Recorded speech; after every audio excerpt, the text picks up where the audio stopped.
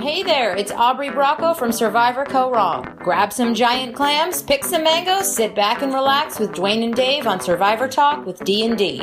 With Survivor knowledge this tasty, we're sure you'll make it through the whole show, just as long as Mark the Chicken.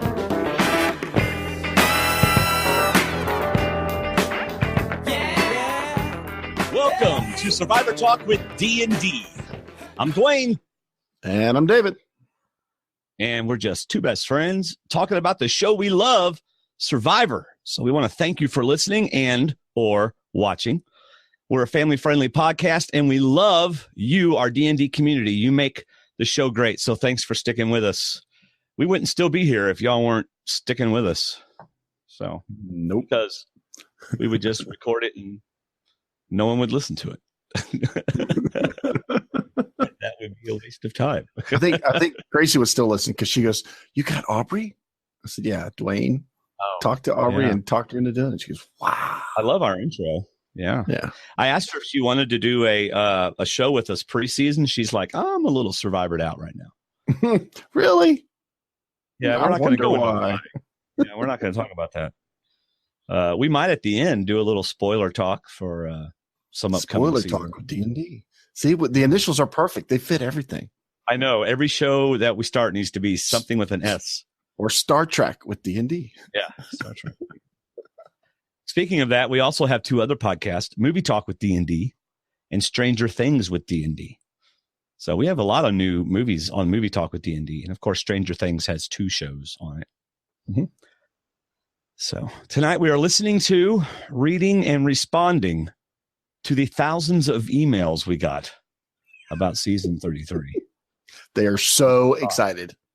Your thoughts on the season. Either y'all are just totally not excited for this season, or you totally forgot to send your feedback in, or y'all just don't like us anymore, and why are we doing this?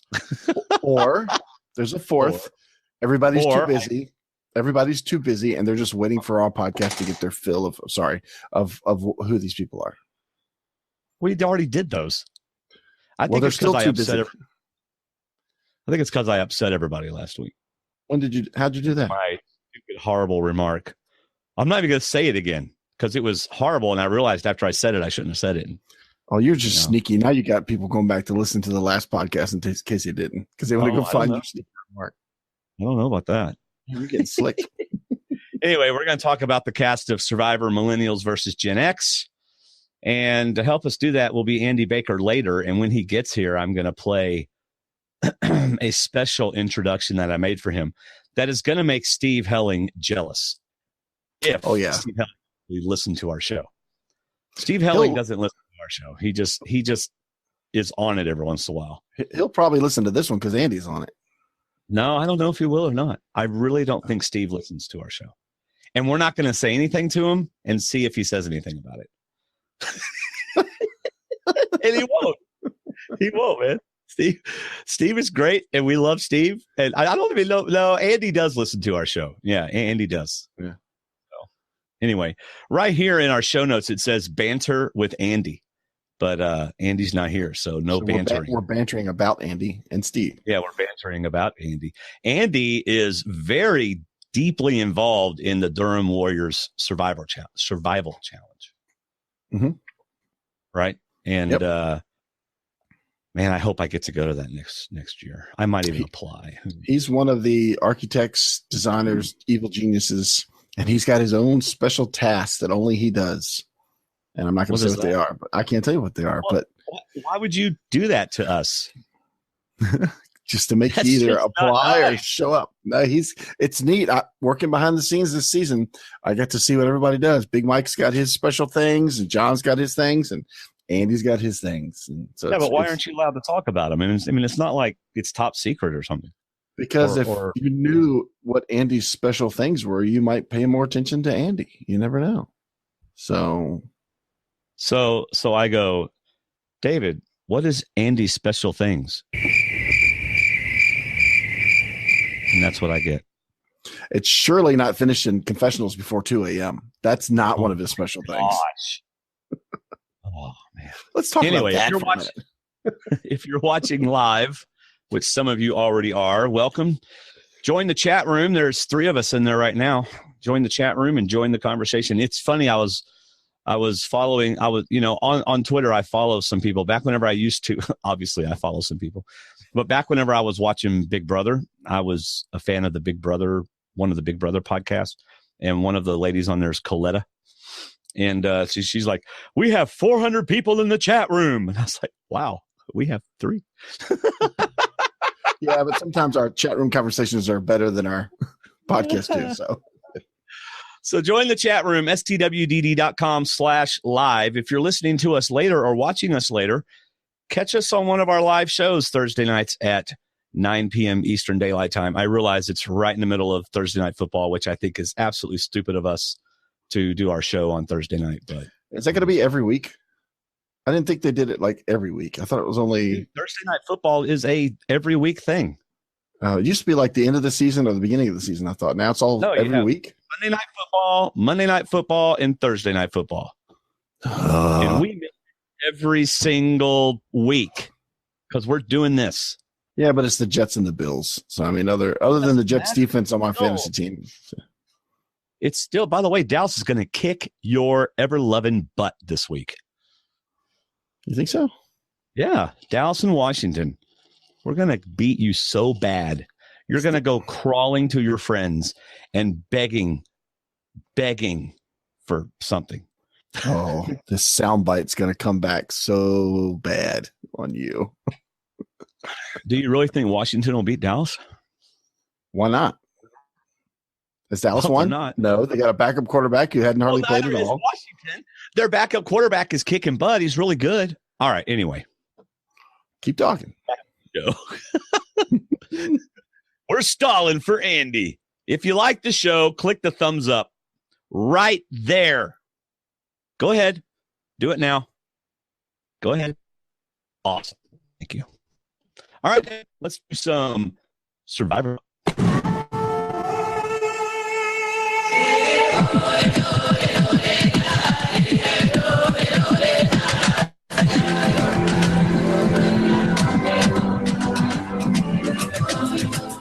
Oh, my goodness, David. We are only a few days away from the premiere.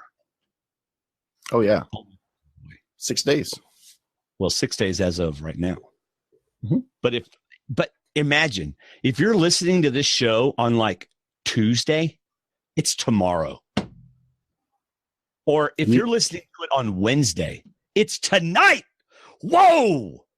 And they're thinking right now, man, I hope Andy Baker comes on before the show comes on tonight. So he will. He's putting the kid to bed and the kid's being difficult. Yes. Kids always get in the way. Always.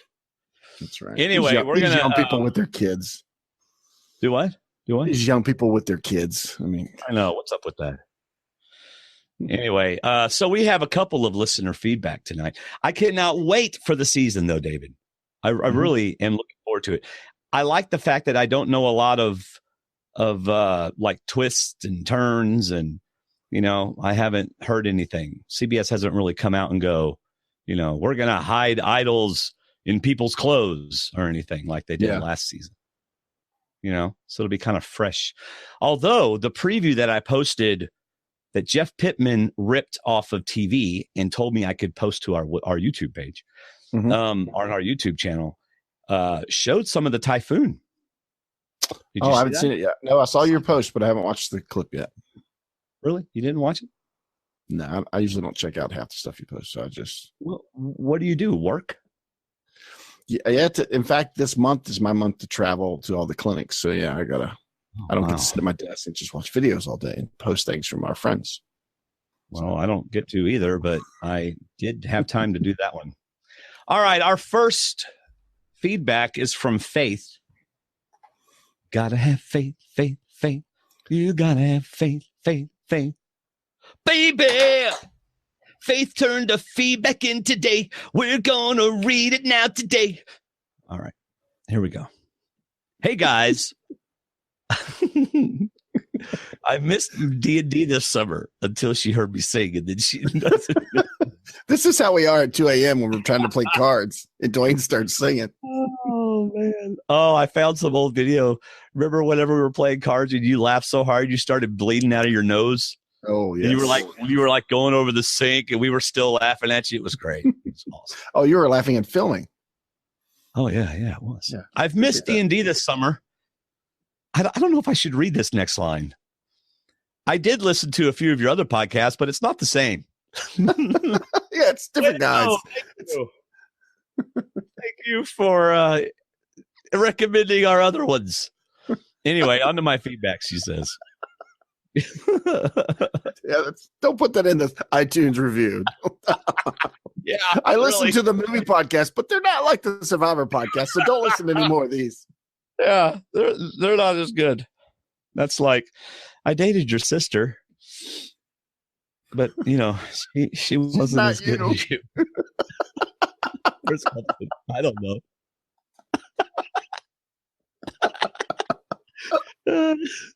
Thank you, Faith. Good feedback. Oh my gosh. You ready? I wasn't until you said that. I'm super excited. Hurry up, Andy. Gosh. I'm super excited for this cast. There's a lot of great players, and I'm excited to see how it all goes. I've listened to both of your shows for season 33. I still have a list of 13 people that I need to reduce to 10 for the D&D Survivor Challenge. Yeah, it was tough for me to get mine down to 10. And we're going to talk about the D&D Survivor Challenge later on in the show again. But I have my 10, and you got to get yours turned in. Mm-hmm. So I know your first podcast was a cold read of cast and bios. So I shouldn't expect you to be able to pronounce towns in Washington. But man, did Dwayne give me a good laugh when he said Yakima, Washington. What's wrong with that? What'd I say wrong? What'd I do wrong? I don't know. Apparently you didn't say it the way Michelle did. All right. Well, so Yakima, Washington. I think the best part is Michelle said Yakima in the audio clip, and Dwayne still butchered it. Not as bad as he did with Ephrata when Kelly was on, but close. I thought it was you that did that. Why am I getting blamed for this? I think you butchered Ephrata first. I totally destroyed it later on to the point where Kelly couldn't stay on the podcast. She was laughing so hard. You're the one that always mispronounces things, not me. Yeah, but I usually try to arrange the feedback that you get those and I get the other ones. By the way, did you some people like this about our podcast. We sometimes chase little rabbits. Did you see what I posted on Facebook today? Sometimes they're big rabbits. Yeah. Did you see what I posted on Facebook today that I heard a conversation that I overheard? Yeah, I think so. Yeah, I did see that. The man says, "I'm not that overweight." And the woman says, "What the heck? You don't even have a neck." I would just like to come out. I was the guy. I figured that. I was the guy. I said, "I'm not that overweight." And this person who shall not be named said, "What? You don't even have a neck." In other words, lose some weight, fatty. Was it your trainer, was it? No, I'm not telling you who it was. But she's cut off for a week. All right.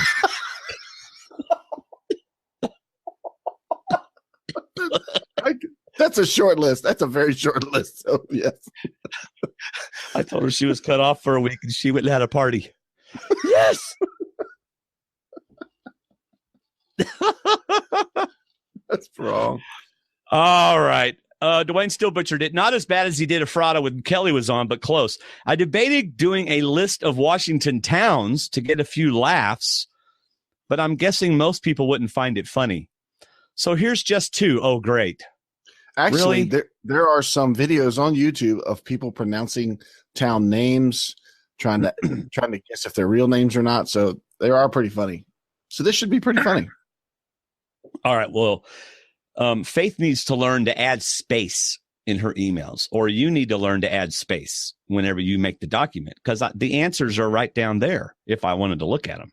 Yeah. but I'm not going to look at them. So she wants me to pronounce this town Sequim, which is obviously Sequim. And for anyone else that has a neat town name, Sequim. please send it in with your feedback this season after every episode. Sequim.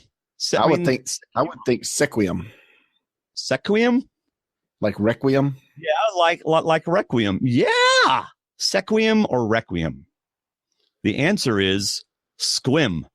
Apparently, people in Washington do not abide by phonetics. They don't care about vowels. Yeah. Who needs a vowel? Who needs a silent E at the beginning of a word? Tell me what rule that goes with. Living in the Northwest. Yeah. Not a lot of Survivor content so far in this episode. No. That's faith. Gotta have faith. Yeah. All right. So apparently I got Squim wrong. All right. Here's the next one. Puyallup.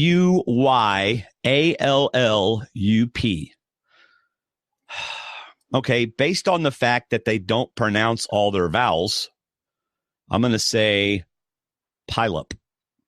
I was thinking Puyallup. Because like you said, I was thinking that actually sounds like a Pokemon name. But a Puyallup. You think it's Puyallup? Like car pileup? Yeah, like a pileup. Okay. Yeah, but I live over there in Puyallup, Washington State. Puyallup, and it's named that because back in 1964 we had a huge pileup. It sounds Apparently like Foxworth's redneck dictionaries of this. Yeah, they're all rednecks up in Washington. Well, I hate to correct you, but they're not. Maybe their town's weird. That's why they can't pronounce their town names, because they're all high. Wait a minute, what? What'd you say? I said that's why they can't pronounce their town names, because they're all high. Marijuana's legal in Washington. Okay. I was what? You just said a whole northwestern state in the United States is high. So Puyallup. Oh, she even put an upside down E to make sure that we pronounced it correctly. What's an upside down E sound like? Go ahead, David. No, what does it sound like? I don't know, but PEW is Pew. Right. Puyallup. An upside down E is kind of a sound. Puyallup. Where do you live? Puyallup. It sounds like something I need to pop on my back. It sounds like Southern Pew Island or something. What are you watching on YouTube? People popping Puyallups? Up in Washington smoking weed? No. All right, maybe a third. This is still someone's feedback. This is not our fault. This is a feedback. So don't write a dirty iTunes review over one episode. That's right. This is called Baker Time. We're filling for Baker Time. That's right. Oh, maybe a third. PENDOREILLE County. And there's a space between PEND and O. Right. So PENDOR, I mean, that's obviously penned. That's how it would sound if it was pronounced correctly. If it was pronounced outside of Washington. Apparently. What is Washington, its own country or something? Everything has to be named something weird? I don't understand this. They didn't write the book. They wrote their own book. That's what it is. I'm surprised Seattle isn't Sawtell. It probably is. Sawtell Sawhawks. Yeah. Sawtell Sawhawks. All right. So Pend Oriole. That's obvious. Pend Oriole County. Pend Oriole County. Right now, Faith has had a wreck. She's laughing so hard she had to pull off the road. So apparently it's Pond Array. What? How in the world is OREILLE array? Wow. Maybe there's some Canadian influence in there somewhere. Pond Array. Pond Array. Where do you live? Pond Array. I live in Pond Array. Pond Array County. No, it's I live in Pond Array, man. Yeah. That's where I live. You're going to get in so much trouble. Now you're really going to get in trouble. It used to be a federal offense, and now the police come out and give me protection. I was actually watching a police show about guys up in the mountains, and the police guy was like, it used to be I would go bust this guy, and now it's legal, so I have to go figure out how to help protect him, which is fine. I mean, he's not upset about it. He's just like, so now I'm like making sure all of his, he's got like $1 million worth of pot up there. He's like, and like, I got to protect him because people are going to come up here and steal his pot. Yeah. And sell it in Alabama and Virginia. And then we'll start omitting towels. Yeah. By the way, your feedback is allowed to be over 6 minutes if we make it over 6 minutes. I was going to say, where are we with this? Are we at the 8-minute mark right now? We're like 20, I think. All right. It's all in jest, Dwayne. I'm glad. At least she spells my name correctly. I'm surprised she doesn't spell it some weird Washington way. I mean, look, if she can mess with me, I can mess with her state.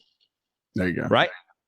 Right. And as a feedback, I hate this new Google Hangout form because it cuts off the end of our words to each other when we're trying to speak to each other. I don't remember doing that before. I know. Ugh. So you don't hear everything. Not.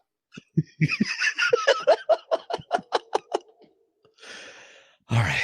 It's all in jest, Dwayne. I'm glad you can take some teasing. Oh, I can take a lot of teasing. I think next time you should hit pause and call Kelly to get it right. No, I'm not going to call Kelly to get it right. Although it's pretty cool that I could. It's pretty cool. I'm sure she laughed like I did. Anyway, Michelle is on my list for sure. Oh, some Survivor analysis. Let's look. I was going to say, who's Michelle? She's from Michelle. Yakima. What are you talking about? All right. Michelle is on her list. Ooh, Michelle is on my team and Steve's team, not on David's team.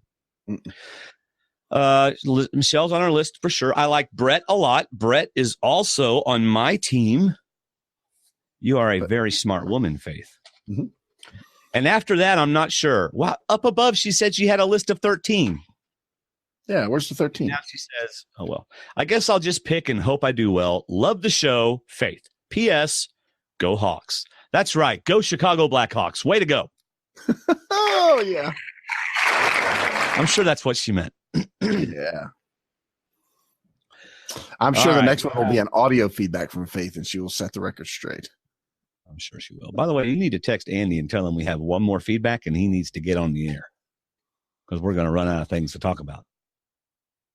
All right. Thank you. All right. Next, we have Bart. Hey, Bert. Oh, no, it's Bart. Hey, Bart. Labor. Bart Labor. Oh, I'm on a roll tonight. Wow. Here we go. I, the non-prostigator of non-prostigators, incorrect predictor of 30 of the last 32 survivors, Bart of Lexington, South Carolina, am now ready to make my prediction for this upcoming season of Survivor.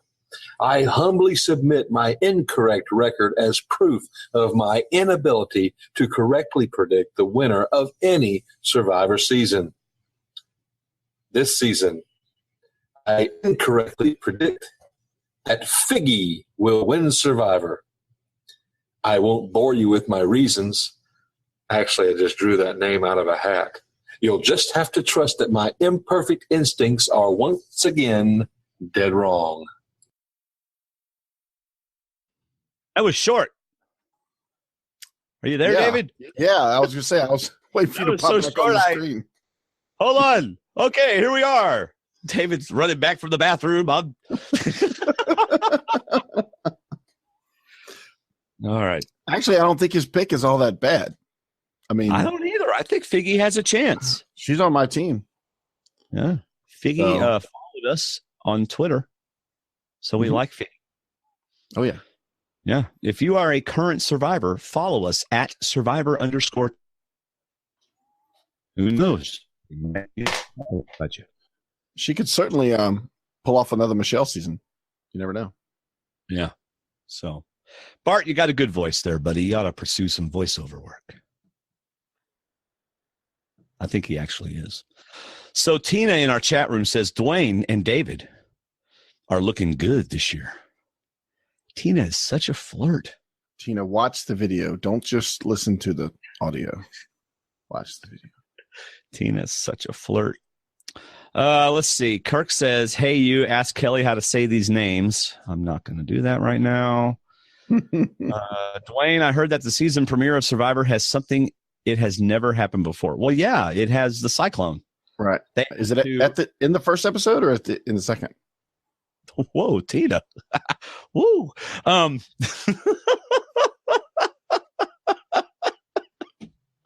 You ought to join the chat room. What was I saying? Oh, yeah. And this isn't a spoiler because this is all over CBS. She's going to make me blush. I'm going to blush. At the finale last year, he said it's something that's never happened this season. Yeah, and I think this is pretty much this is it. Yeah. Yeah, they have to evacuate everybody. And no, it's not a spoiler because CBS has already said it. It's only a spoiler. CBS didn't say it, and then I wouldn't have known about it. So because I didn't know about it before CBS said it. And if Probst says it on EW, then CBS has said it. Well, yeah. Well, I mean, we talk about CBS.com and CBS, all the TV show commercials. If Probst is quoted as saying it on a reputable place like EW, or if Steve Helling would ever write anything anymore. Steve Helling. I heard he did, but I've seen no proof. Gordon Holmes. Yeah. Or anybody. Yeah. Tina says in our Facebook, on our chat, love your faces. She's talking about the Funkos back here. She likes those. Yeah, she's talking about the Funkos and our little caricatures. What happened to your Batman? Well, I took it down. I put up the Minions again. Okay. Actually, it all fell down. So, all right, where is Andy? Did it really? Yeah, it all fell. I walked in here at like 7:30 because I'm only in here if I'm doing voiceover work, which I haven't gotten any jobs lately. Feel free to hire me. I would love to do some voiceover work. And it was all on the ground. So I had to hang up a different poster. I was going to do the Star Wars one, but, really, see the tall, thin one? That's me. And the short one over. No, I'm not in that one. That one. No, I'm not. Well, that's the little kid. There's one a little bit taller, but actually a bit wider, and that's me. Okay. Well, we need to get a poster with those two on it that says D&D on it or something. There you go. Yeah. Now, since we're waiting for Andy a few minutes, it's gone to his phone. I can tell you about this Sunday night is our big kickoff for the new school year at church for the youth, and we're doing a Survivor night. I got to pick out. I threw about 8 challenges out to our 2 youth pastors, and we narrowed it down to 5. You have 2 youth pastors? Yeah, high school, middle school. And in fact, one of them's getting ready to go to our new campus. We just acquired a new campus over in Churchland. And but anyway, we narrowed it down to 5. And since I know none of those youth listen to this, I can tell you and the listeners that what we're doing is it's going to be cool since we're waiting for Andy. We're going to do the first one we're going to do is the match game where we're going to put 50 things out on the floor in the gym and cover them with boxes, and one at a time from each team. They go out and lift a box, lift the second box, and they can either keep it like an iTunes gift card, a bag of Reese cups, or don't. You did not say Reese cup. As soon as I got to the items, I thought, let me just throw it out there. Reese cup. No, I did not. I said Reese's cups. So, thank you. Yeah, but I know where that screw is, and I can turn it so easily. But anyway, so that's the first game. That's really cool. By the way, feel free to fast forward if you want to get to the Andy part. We understand. Yes. Go ahead. So that's the first challenge. We're going to have 4 different tribes. All the adults will be wearing buffs. We don't have enough buffs for the kids, but I'm going to bring my buffs for the adults to wear. Excuse me, if you see behind you, you have like 1,000 buffs. I know, all but we have USA Inc. By the way, Buff USA. I don't have 60 though. We're expecting at least 60. Let's see. The second challenge is going to be a Bible trivia. It's going to be Bible trivia and life trivia. So, and it'll be the same thing on Survivor. I don't think so. Exactly. So this is Church Survivor. The third challenge is the gross food eating challenge. Ooh. We've already got some Vienna sausages that we're going to dip in chocolate. something like that. We've got some chocolate covered mini Wheaties. Yuck. We've got some Spam. We got those little zebra cakes that we're going to cover in a little bit of mustard. We've got caviar. We've got escargot. We got a couple different things.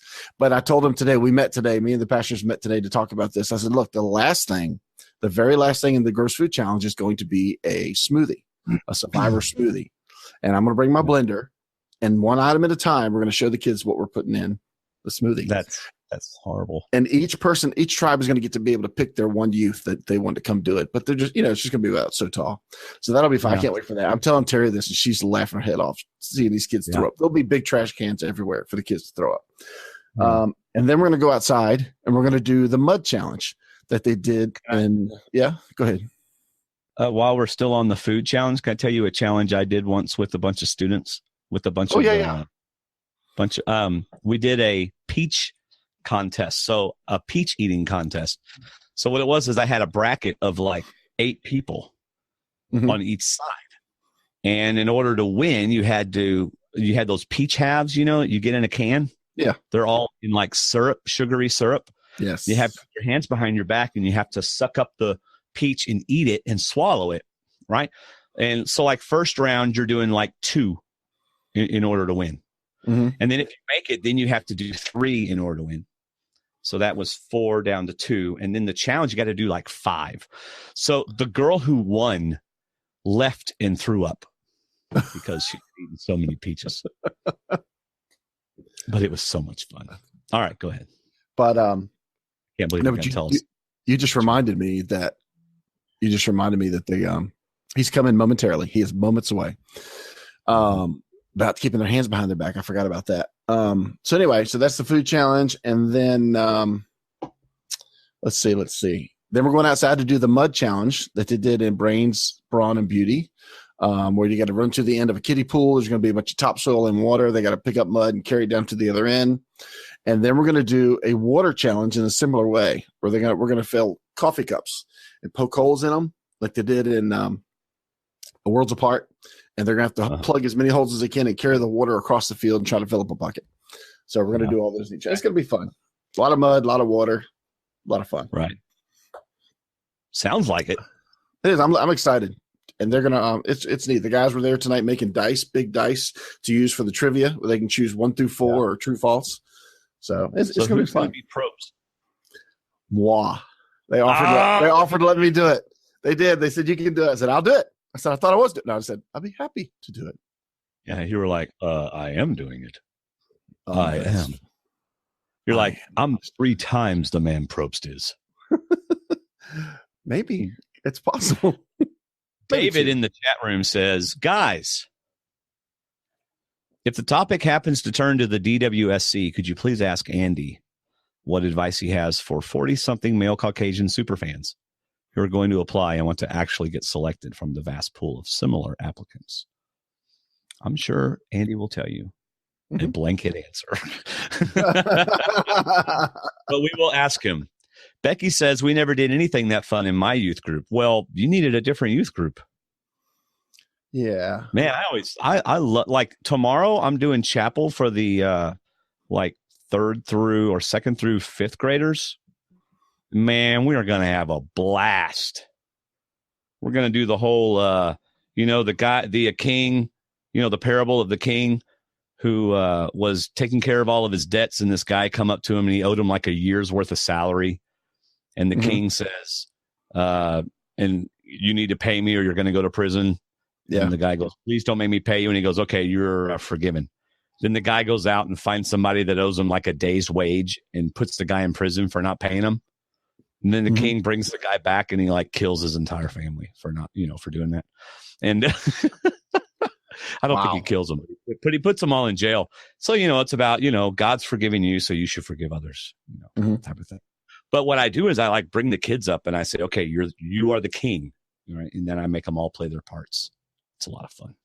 So that's fun because I used to teach high school and Terry used to teach 2nd grade. And here comes Andy. Yeah. And now we're blended into the 6th through 8th grade middle schoolers. So it's kind of interesting what I think they want to hear and what Terry thinks they want to hear. Right. So you just tell Terry that you know what you're doing. Why don't you just play that clip that you've been waiting to play? Oh yeah. Here we go, everybody.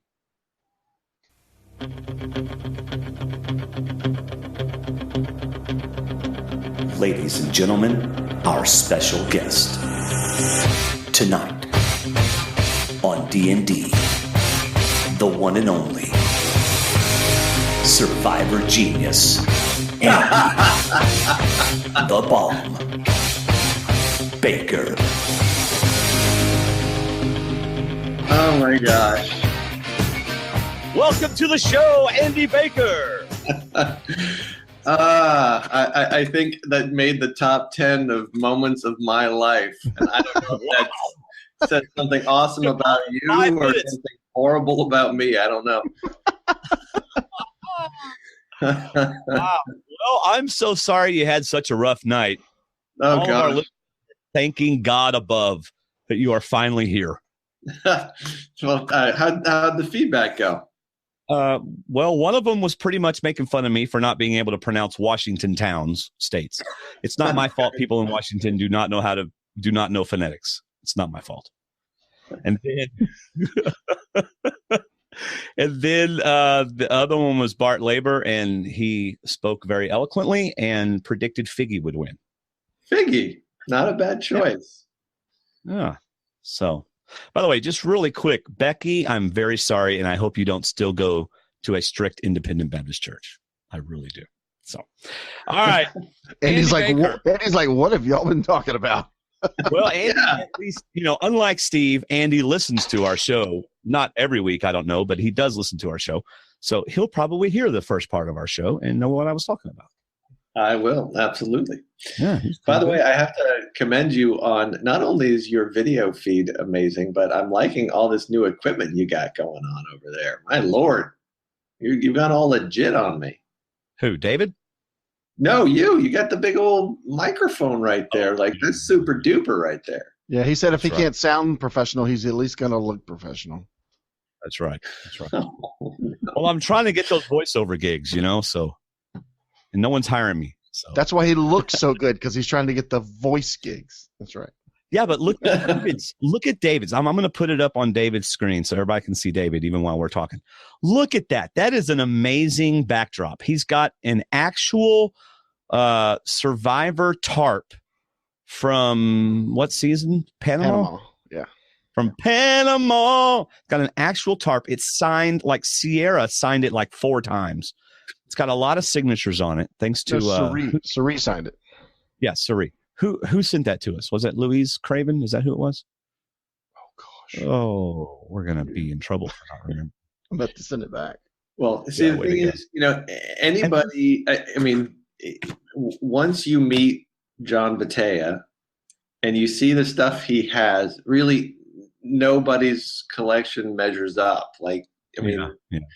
Well, it is. David's line still looks pretty good though. Oh, yeah. You were spot on. It is Luis. And David, I'm a little confused. Those are called Funkos, right? Mm-hmm. Is that a Jesus Funko in the middle? This? No, the other side. The other side of that one. Yeah, no, there. No, in between those. That? It looks like a Jesus Funko. It's a Doesn't it, Survivor Andy? Cup. It's a Survivor No. Cup. Oh. Where we were from where I saw it, it looked like a Jesus Funko because I don't see the top of the cup. Can you see this I one? was like, what? That's, Hold on. I know you Which can't see one? this one. No, now I can. Who is that? It's a lady with swords and a very time period dress on. Okay, who is it? It's Elizabeth Bennet from Pride and Prejudice and Zombies. Oh, Oh, wow. Terry didn't find that as funny as I did when I gave it to her, so I told her I'd put it up here. Yeah, David actually gave her that for a present. Like, One he gave little. gave his wife a Funko for her birthday, and I'm like, David, who collects Funkos?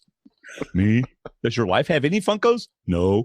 I still want to make inappropriate non-family friends. Let's not. All right, so Andy, tell us your thoughts on the season. Just go. Tell us what you're thinking. Well, I don't know if you guys have touched on some of this. I mean, I listened to your preseason. Who the heck are these guys? And then your breakdown. But some of the stuff that jumps out at me before I talk about individual people, it's it's the big stuff. Like, what's the shape of the game going to be? Like, okay, we have 10 versus 10. When are they going to do the inevitable and mix them up? They're going to do it, like they did in second chances, where they're going to do 6-6-6. Is that too soon? Are they going to sustain this division a little longer? Would they then go 5-5-5? Because one of the things, that's happening here, and I mean, I'm reading too much into it, but Probst, this whole cast is stacked with Probst bromance guys. Mm-hmm. And the perfect place for his bromance guys is in a smaller tribe of 6 or 5, where you need that dominant alpha male presence. Right. So they're not going to be able to resist mixing them up and creating a dynamic where his favorites can make the merge en masse. I think that's likely. And then I don't know if they carry that all the way down to the merge, or if they do a 7 against 7, if they go 6-6-6 and then get down to 14 and split at 7, but that's the kind of thing where it can have a real impact on the game, because we have some players who can hide in 10 versus 10 that are going to have a real hard time hiding in smaller tribes. Right. But do you think they're going to switch up the game from Millennials versus Gen X in the 3rd episode and go 6-6-6? Well, again, they did that in second chances, which is our last reference point. Granted, those were returning players, and so they might feel more comfortable doing it there. But I do think that they really like the small tribe dynamic. And what if they waited to 16? All right. Because so their first opportunity is at 18 to go to either 2 or 3 tribes. Mm-hmm. If they wait to 16, they could go to 2 again. Right. And then the very next episode go to 3. Well, I think you're risking, if you go to 16, you're risking a lopsided season. If somebody goes into a bad run, you're risking 2 dominant tribes by the winning season. I was saying just for one episode. Yeah. Well, I like going down to 6-6-6 because it's only 2. But like I said last week, I've changed my thought on the Gen X versus Millennials. Instead of keeping them separated and trash talking and challenges, mix them up. This is what they want. They want to see conflict. They want to see drama. So I understand what you're saying, Dwayne, but I just soon go 6-6-6 as soon as possible, and hopefully we get a near even balance. But otherwise, like Andy said, it's going to put the alpha males in a good spot, that they're going to be needed for a little while. But it brings about drama. It's got to bring about some sort of drama that they want for the show, for the season.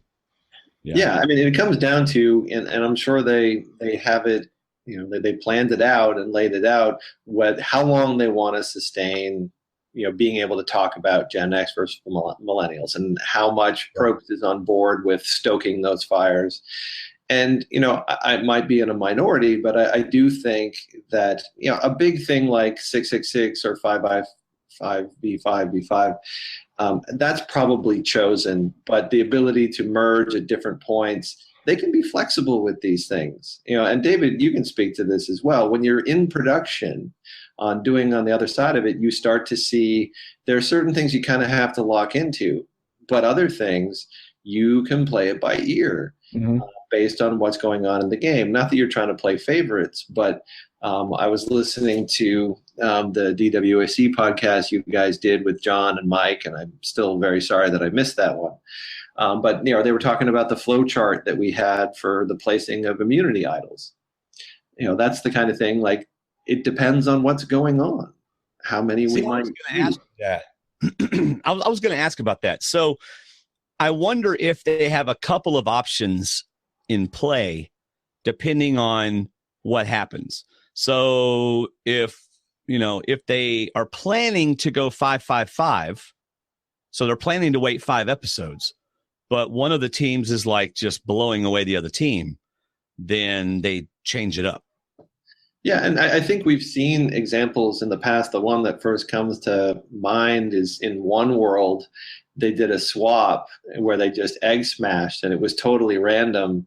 And one of the swap tribes was so much more powerful. Mm-hmm. They were just crushing, and they switched it up or merged. I can't remember which at this point. They ended it quickly. And that's the kind of thing. And you can see it often in challenges that they use after, where it's like, oh, that could have worked as a, either as an individual challenge or as a team challenge, or that reward challenge looks like it could have been an immunity challenge. They can do that. And the thing is, and I'm not trying to knock Survivor for this. I think that adaptability is great. And Kierhofer's a genius. Like, he has things that are flexible that you could use either way, depending on how the game plays out. Right.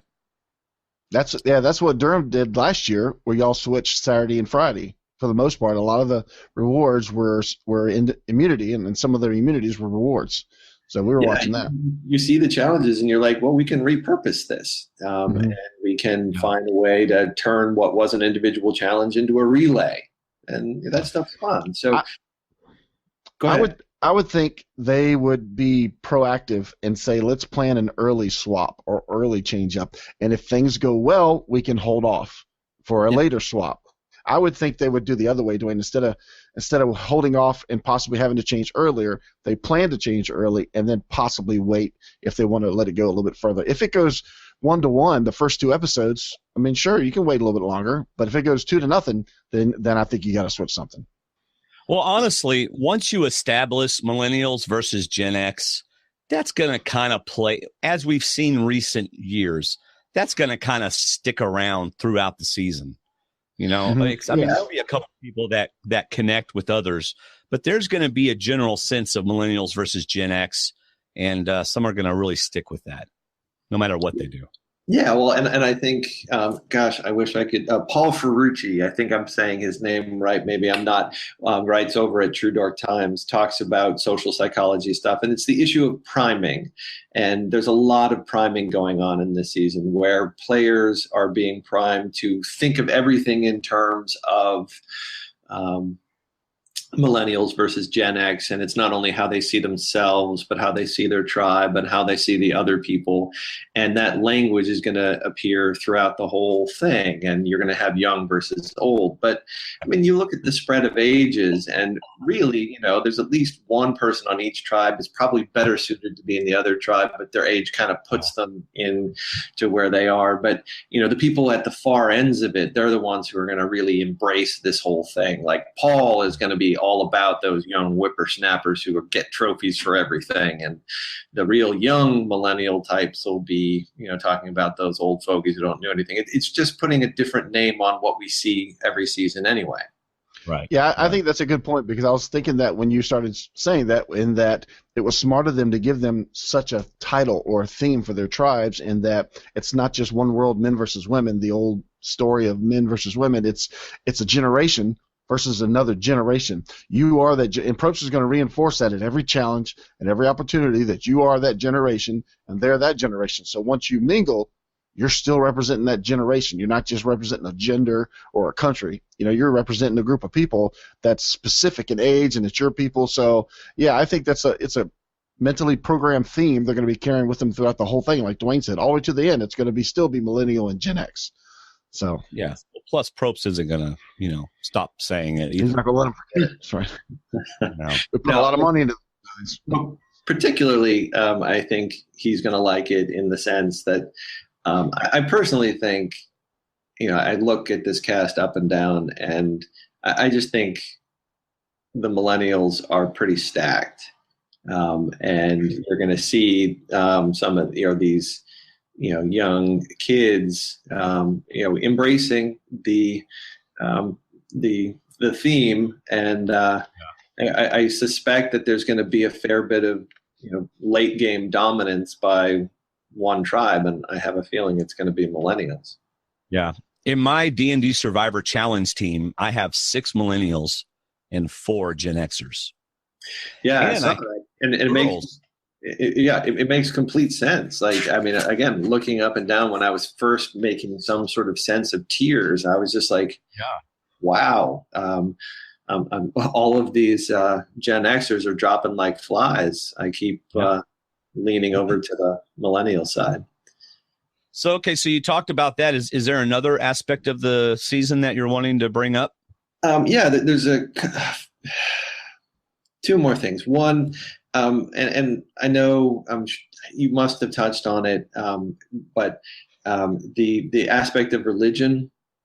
Oh, we've definitely touched it is going to have a massive impact on this season. It's quite obvious that it's going to. And I mean, for multiple reasons. Like, it's one thing for them to bring it up. It's another thing for Survivor to keep leaving it in the videos. Yeah. Yes. And leaving it in the bios. It's like, they're priming us to understand that this is going to be a part of the season.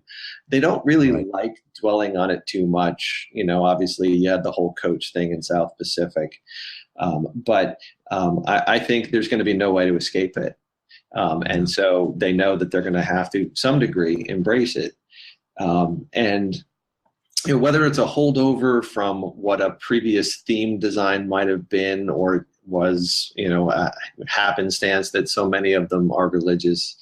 But it is, and you wonder, it's like, did they stack it this way because one of the ways that Gen Xers and millennials are different is their approach to, the fundamental, pillars of community of the past, things like religion. They view religion differently, and so we want them voicing that. And yet a lot of the proclaimed Christians are on different tribes. It's true. I think are that way, and you've got Gen Xers that are that way. Yeah, I think there's a higher concentration with the millennials, which is perhaps a bit shocking and a bit, not what you would expect. But it's there. Even the ones who are saying, well, I don't really care too much about religion as long as it's not in my face. Well, that showed up, in I think it was Jay's commentary. So he's talking about religion, even if he's saying that I'm not that religious. Yeah. Right. But so it's going to be an aspect. It should be interesting. Yeah, well, and I think, and that feeds into my last one. One of the reasons why I think it'll be a factor is, I know Probst is, sort of hyping this storm they're going to have, typhoon or hurricane or whatever it is. Mm-hmm. But talk about something that's going to turn people closer to their faith.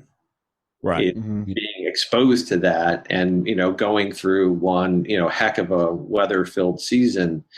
And I think it's going to alter the fates of certain kinds of players. Like someone like when I'm just looking through everything, I'm thinking, Michaela, I don't think really has much of a shot. She stands out a bit much on her tribe. But then I think, but post-storm, when you need someone who's a little bit more grounded and you're surrounded by a bunch of sort of slacker types or laid back, kickback kind of people, I think you're going to end up with Mama Michaela, or Michaelia, however you pronounce it.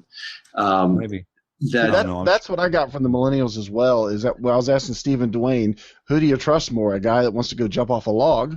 He says he'll be loyal, and he might be loyal, but when it comes time to make plans, deep plans, and stick to the plan, do you trust that guy, or do you trust somebody who seems to have life experience and knows what it means to put your faith in somebody and loyalty? And that's why I was leaning more towards Michaela than Taylor. Taylor is just a fun guy who's going to work hard in challenges, but does he know how to get back to camp? Or, does he remember? I'm just picking on him, but he's the guy, he jumps off. If there's a log, he jumps off of it. Whereas Michaela says that we could burn that tomorrow night. That could be part of our dinner. So, yeah, well, and I think, it's going to have this impact where I think in general, one of my many crackpot theories is that sort of there's a survivor prime somewhere in your early 30s where you're no longer a 20-something who, isn't taking life as seriously yet, and you might think that the show will catapult you to something else. Mm-hmm. While the 30-somethings who go out there are still young enough and physically fit enough to compete, but they see this as their one shot and they're willing to take risks. And you throw a typhoon at some people, and those people might rise up. But when you have a whole tribe of millennials, and you throw hardship at them, someone's going to rise. Someone who has some substance to them. They may not be in their 30s, but it's going to be. They're going to need that. And I look at that tribe, and I don't see a lot of it. But you're also going to have, if the weather is that bad, the older players are going to have a hard time coming back from that physically.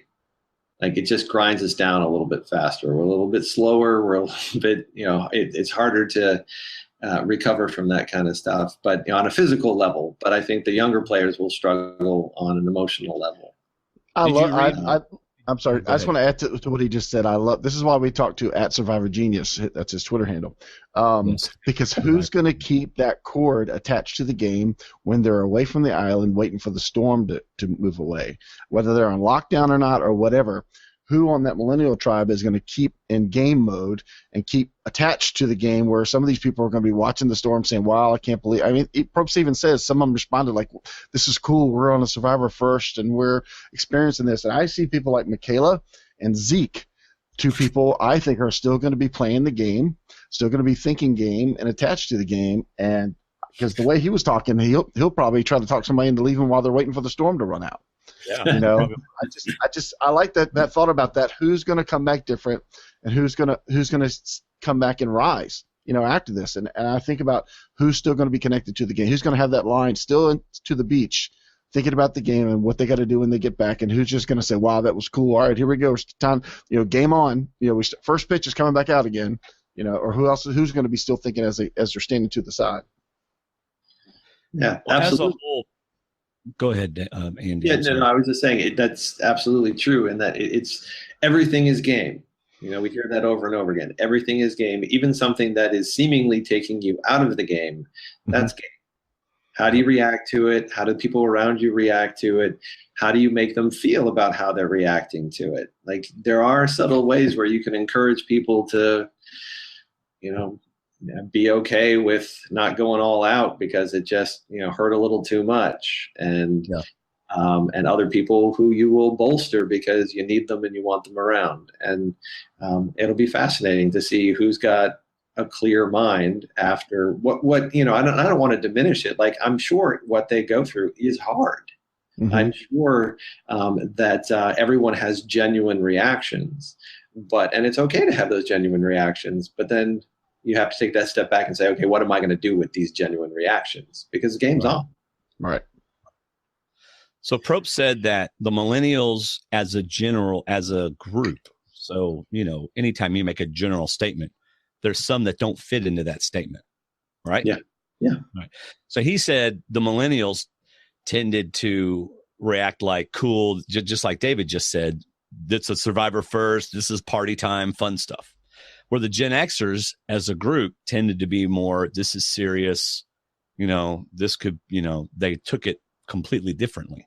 They handled it differently. So it'll be interesting to see which of the did not fit into the mold or fit into that generalization. Yeah, I mean, I think I'm constantly reminded of, I just got reminded of it recently. Jack Nicklaus was talking about why it's harder to win when you're in your 40s. And he said, when you're a 20-something, and you're playing, you're not worried about much. But when you're playing in your 40s and you're lining up for that short putt, you remember all of the short putts you missed. Yeah. Have this accumulation of things that you're worried about. And it's the same thing, with these, the older players who are going to be out there on the island for this. Like, they're used to spending more time in their life worrying about things. Like, they own a house that they're worried about. They've raised kids that, kids are a source of worry constantly. And if there's one thing I miss about my 20s, I look back and it's simply not having to worry. And so, it's these, the 20-somethings can ride out a hurricane and like stand out in high winds and rain, sideways rain, and think this is cool. While, the Gen Xers will look at it and say, this could really turn bad. Yeah. Are we Right. far enough away? Well, and I'm sure any of them that have kids are like, look, I don't need to die. I mean, I got kids and a family, so. Yeah. So anyway, Andy, I'm interested. Are you going to submit a team to our D&D Survivor Challenge in our Facebook group? I certainly can do that. I mean, I have my list of names here in front of me. Knowing that I was going to be coming on, I sat down and did even a little more homework today. And you guys are just picking 10 people, right? Yep. Yeah. Would you like us to tell you who our 10 are? Oh, I listened to your podcast. I heard your list. Although it would be good to hear them again because I was listening to it when I wasn't as familiar with the players. So yeah, read away. Well, we can let Andy give his, and we can share ours as we do. Well, I'm going to have to do a little bit of work because right now the thing that I am turning left and constantly looking at here, I have my my Your bottom. tiers. Yeah, my tiers. I have my bottom dwellers. I have my and my okay. Let's see what these people can do. But the group it's a mix of people I really like and some, but there's too many of them. Well, I'm gonna have to trim some people out of that group. Why don't David and I tell you our teams and like one at a time? Sure. Like I'll tell you my top and David will tell you his top, and then you tell us where you have those people. Sure. How's that? Is that okay, David? Yeah, absolutely. All right. So my first person was Zeke. David, who's your top person? He was also my first person. So Zeke is our top person, Andy. Where is he on your list? What tier is he in? Yeah, he's in the top tier for multiple reasons. One, I like him. Two, when Probst says things like he's just like Hatch, well, who doesn't love Hatch, right? Yeah, right. And the he's also being showcased in commercials, which I mean, granted, perhaps that's too meta and, sort of taking into consideration things we shouldn't take into consideration. But I think it's a sign he sticks around for a while. He's colorful. I think he'll play the game. I think he can bridge the groups. I think people who might bridge between the two tribes early on might be looked at as threats because, I don't know if you're going to stay true to us. But those are the kinds of people after the merge who can do some real damage. Right. I think he's self-aware. I think he knows the game. I think we need to talk to him about coming and playing in the DWSC. Hello. Because he played in Survivor Brooklyn, which is just a far cry from what we do up in Maine. It's just not biased or anything. It's not in the same category, and so Zeke needs to see how a fan run game can really be done. But It be in Brooklyn? What's that? I mean, y'all are in Maine in the woods, and they're in Brooklyn. Yeah, playing in the park, and it's like a backyard barbecue. Okay. But hey, I don't want to knock it because anyone who's creating games out there, it ain't easy, and it just shows you love the game. So keep at it, love it. We want an entire minor leagues. We want the Real Foots. We want Survivor Brooklyn. We want these games out there, Pirate Booty Camp. But all right, back to Zeke. Zeke's great, love him. I have a hard time seeing him win because I think the things he would do to get there. I think if you have a jury, again, religion is going to impact things. If he does that kind of stuff and you have a jury packed, with the God Squad, you're going to not win. Right. But I think he's going to be real interesting along the way. I had the exact same thing I could see him getting to the finale of the season, but not winning. Yeah. All right. My second player was Brett. And David, who is yours? Mine was Chris. So Brett and Chris are both on our team. You could not set that up on a better tee for me. Hello. I think those two are going to have a power struggle. I think that, I don't know about you, but when I've been around a couple of big guys in any sort of scenario, when I was at a fraternity in college, as soon as there's two big guys around one another, someone's got to figure out who's in charge.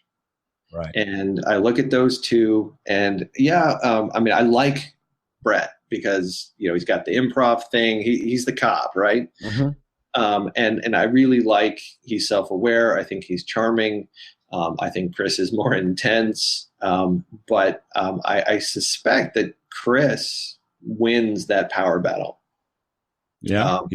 And I think Brett may end up paying the price. So I like him, but I think he might be in some danger.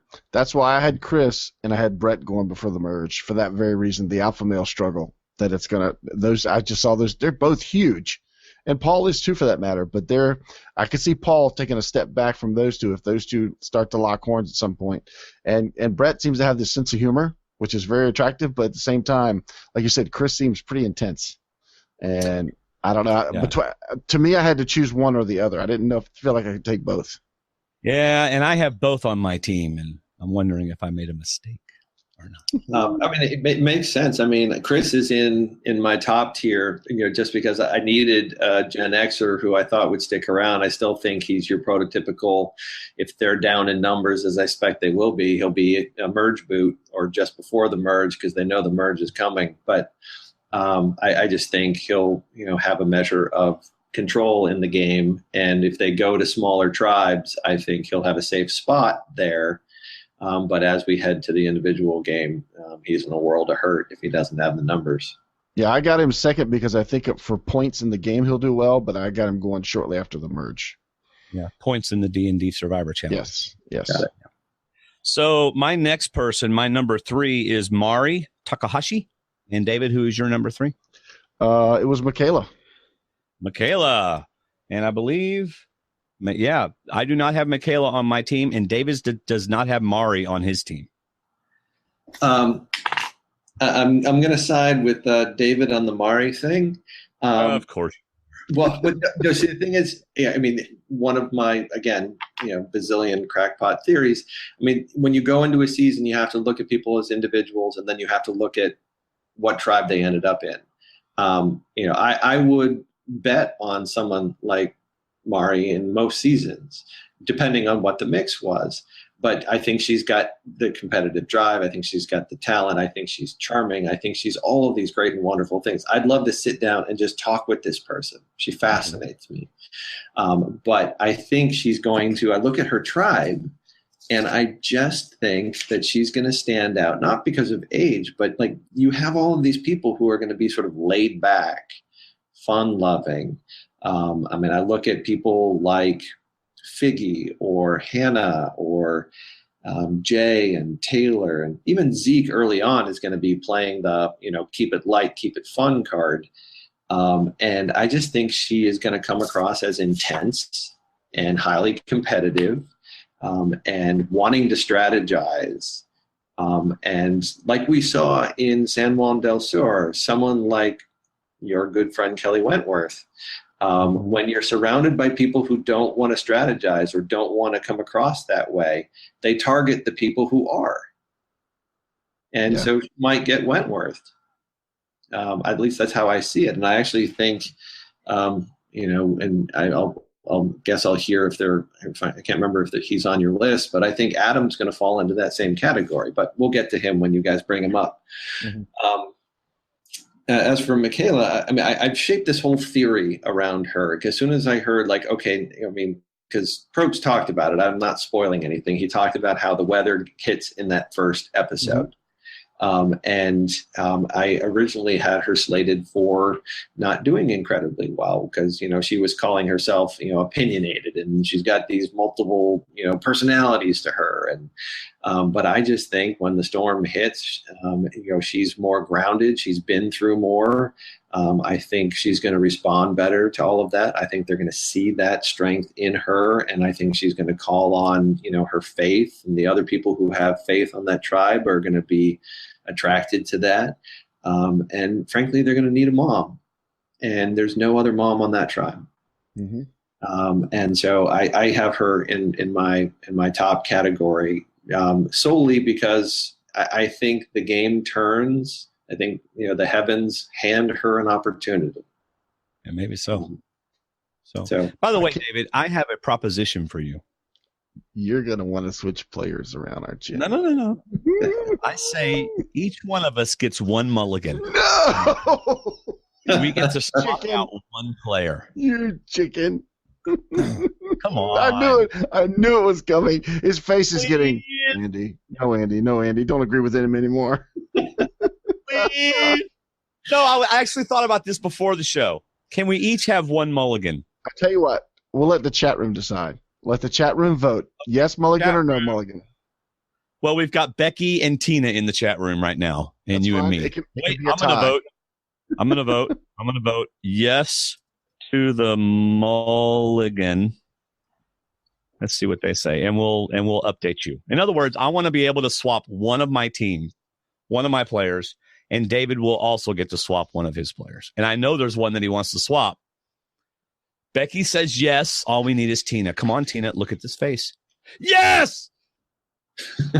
Hi, Becky and Tina. All right. I am going to go ahead and make my swap. Swapping. Oh, I'm not going to tell you who I'm swapping. You're totally going to pick Rachel, aren't you? What? Just give me a second. Oh, actually, okay. So let's go ahead and go on to our next ones. Okay. Well, when we get to your swap, you can tell us who it is. Yeah, I may not tell you who it is. All right, so speaking of Adam's next on my list because for points, we're talking about somebody I think that's smart. I think he's kind of aggressive, but can play laid back. But I think for points, I think he's going to do well in that category. But I liked. You just said something about who were we just talking about? By the way, Adam is also on my team. Mari, about her being competitive aggressive. I know what that's like to get called out for that, and I think she's going to get called out for that. I completely agree that there's too many laid back people out there that are going to be willing to not do anything, and it's going to be obvious that she wants to do something. She's such a gamer. She's probably going to come across as a former survivor to these people. She's such a gamer. So I want to pull for her. I just think she's going to get targeted because of that. Yeah, no, again, she has all the raw skills. The only thing missing is that she wasn't she crammed before going out there, but she wasn't a Survivor fan when she got recruited. But she's somebody that I would trust to see everything as game. And those are my people. But she's not surrounded by the right people. Right. If she got swapped onto that Gen X tribe, I think she would coast to the merge. Oh, and before you say that, the other thing that I wanted to draw back on was life experience. And Michaela's life experience I thought was important. Well, talk about still Michaela. But I think on the other side, it's Ken. I'll get to Ken in a minute. I actually put him on there because of his life experience because he's the one I picked out saying that's the guy that's going to flip to the millennials if he gets to that point because of his age. But listening to him talk, he seems much more mature or older than his years. So let's. I'm getting ahead of myself now, but let's go back to Adam. I've got Adam on my team. I think he's going to get points. I think he's going to do at least the middle tier, as Andy's calling it. I see him going at least that far. Yeah, I definitely have him in the middle tier. I mean, he's articulate. He's sharp. He's everything that the kind of players that I gravitate to. But again, I think his intensity. I think I think other people have made the comparison. He's a bit like Neil, ice cream guy, where there was even some early footage where he was doing the same thing Neil did, where he's talking to somebody in what may be a strategy conversation, might not be, but he does this sort of squinty thing where it's like an intense focus, and it's like you can't hide the fact that you're really smart and you're thinking about everything strategically, and that's not a great thing in the game. And so that intensity, I think, may get him in trouble. And I mean, it's always a red flag for me when you just have to wonder, particularly, again, I don't want to read too much into this storm, but this is a guy who left at home a mom with stage 4 cancer. And, talk about, being in the middle of a storm and thinking, why the hell am I here? And we've talked about this before with professional athletes, right? Yeah. where it's like, do they have it in their gut to want to stay? It's like, why am I here? I have $1 million at home. Why am I doing this? And, the gut check that this guy would have, I think he's really passionate about it. I love the job that he has. I think he's wired completely the right way. But how do you keep your head in the game? How do you do that when you're faced with the conditions that you're faced with? Right. And the mom is really ill. Mm-hmm. Do it. I love this game more than anything. And I don't know that, and my mom would tell me to go. She would, but I couldn't do it. It's my mom. Yeah. So I admire the fact that he went out there, but from moment one, they're out there a lot longer than those 39 days. Yeah. Right. That's a long time to be thinking about your mom. All right. My next player is also on David's team, and it is Hannah Shapiro. She's in my if I'm going to choose 10 players, she's going to be in my 10. I love her to death. I want to meet her. I want to, tell her that I love everything about her. She is, as everyone's saying, she's the, strange love child of Aubrey and Cochran. Wow. I'd align with her in a heartbeat. I think she'll be in a fair bit of trouble, though, until the merge, particularly if they go down to smaller tribes, just based on physicality. She may not fit in with the God Squad, but I'll deduct 5 points from her final exam for having been trained by Max Dawson. Yeah, that's what I said. How is that a positive? He didn't do too. He's doing much better in his podcast than he is with this. Max is a really, really knowledgeable guy, and so she, I'm sure, learned a lot about the game. Let's just hope she doesn't emulate his game. But I think she'll have a good, bubbly personality, and I think we've talked before, camp kindness really matters. Mm-hmm. I think people will be happy to have her around, but at various points, she's going to spike in the liability area. And that's when they may let her go, particularly if you have any savvy people around who see her as a liability, but see the merge coming and realize she's somebody who can do a heck of a lot of damage after a merge. Yeah. Like if you decide to go alpha hunting after the merge and there's 3 of those left, and then suddenly she's there and it's final 8, final 7, and she knows what she's doing, she's super dangerous. She's the kind of person after a swap that I'm leaning over to everybody else saying, "You got to get her gone." Yeah. But if she's not in my alliance, if she's in my alliance, then hey, let's ride it all the way. But she's somebody I'd want to align with. But I have a feeling that at some point she is going to be an outsider to what's going on. All right. And that's when she David, goes home. who's your next person, and are they on my team as well? I don't think he's on your team. This is my opposite of Michaela, is Ken, who recently, a while back, found out he had a daughter, I guess, who's 4. He is not. And he was lived off the grid in Hawaii. To me, that's some real deep experience there for life. And I picked him out because I think he's at a model at some point. He's got that look where he would be the one that would go to the millennials and say, "Hey, I should be with you guys." He'll pull the Alicia.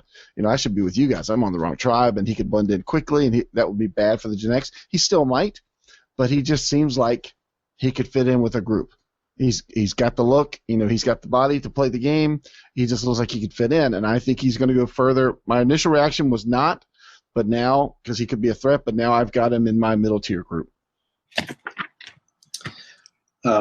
It's like we're brothers from other mothers, man. I my first notes on him were, his voice was annoying me, and I came across as a little bit odd, and I was thinking, he feels like he got put in the wrong group. But then I started thinking, he's the kind of person who would pair up with somebody like Mari. And, they could have swapped places but they also, I think, could have some commonality being right there in the middle age-wise. I started to like him more and more, on the soft touch for the whole, reunited with your child thing. Mm-hmm. And I think he'll probably break that out while he's out there. I think that's inevitable, and I think that's going to tug at some heartstrings, and people are going to like him. But he's your classic right around the merge guy, right? Yeah. Or he's on the wrong side of a swap. I mean, I think he'll be okay early because he's got the physicality, and he's nice. And so when you hit day 9 and you want to throttle some people, he's not one of the people you'd want to throttle. Like I listened to his interview, and he was talking about how he's more serious now, and the flings are a thing of the past and all of that. Like it's, it took him a while. Clearly he's in his 30s, but he's growing up. Until Ponderosa. Yeah, if we got that old Ken, he would be the threat to go down to the millennials. But this is the older kid. This is the next Ken. So that's why I think he could play that charm, and I think he could get at least to the middle. Yeah, I just, I hope that, I was, oh gosh, what was his name in Worlds Apart? He was on the white collar. What was his name? Who sort of looked a little bit like Ken? Joaquin. Yeah. I first was getting PTSD flashbacks looking at Ken, thinking, "Oh God, you're one of those guys." But I don't know that he knows the game very well.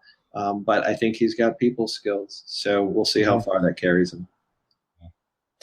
My next person is Michaela. Oh wait, we've already talked about her, so I'll just move on. That's who I swapped into my new team. I took out Cece and I put in Michaela. My next person is Michelle, and Michelle is not on David's team.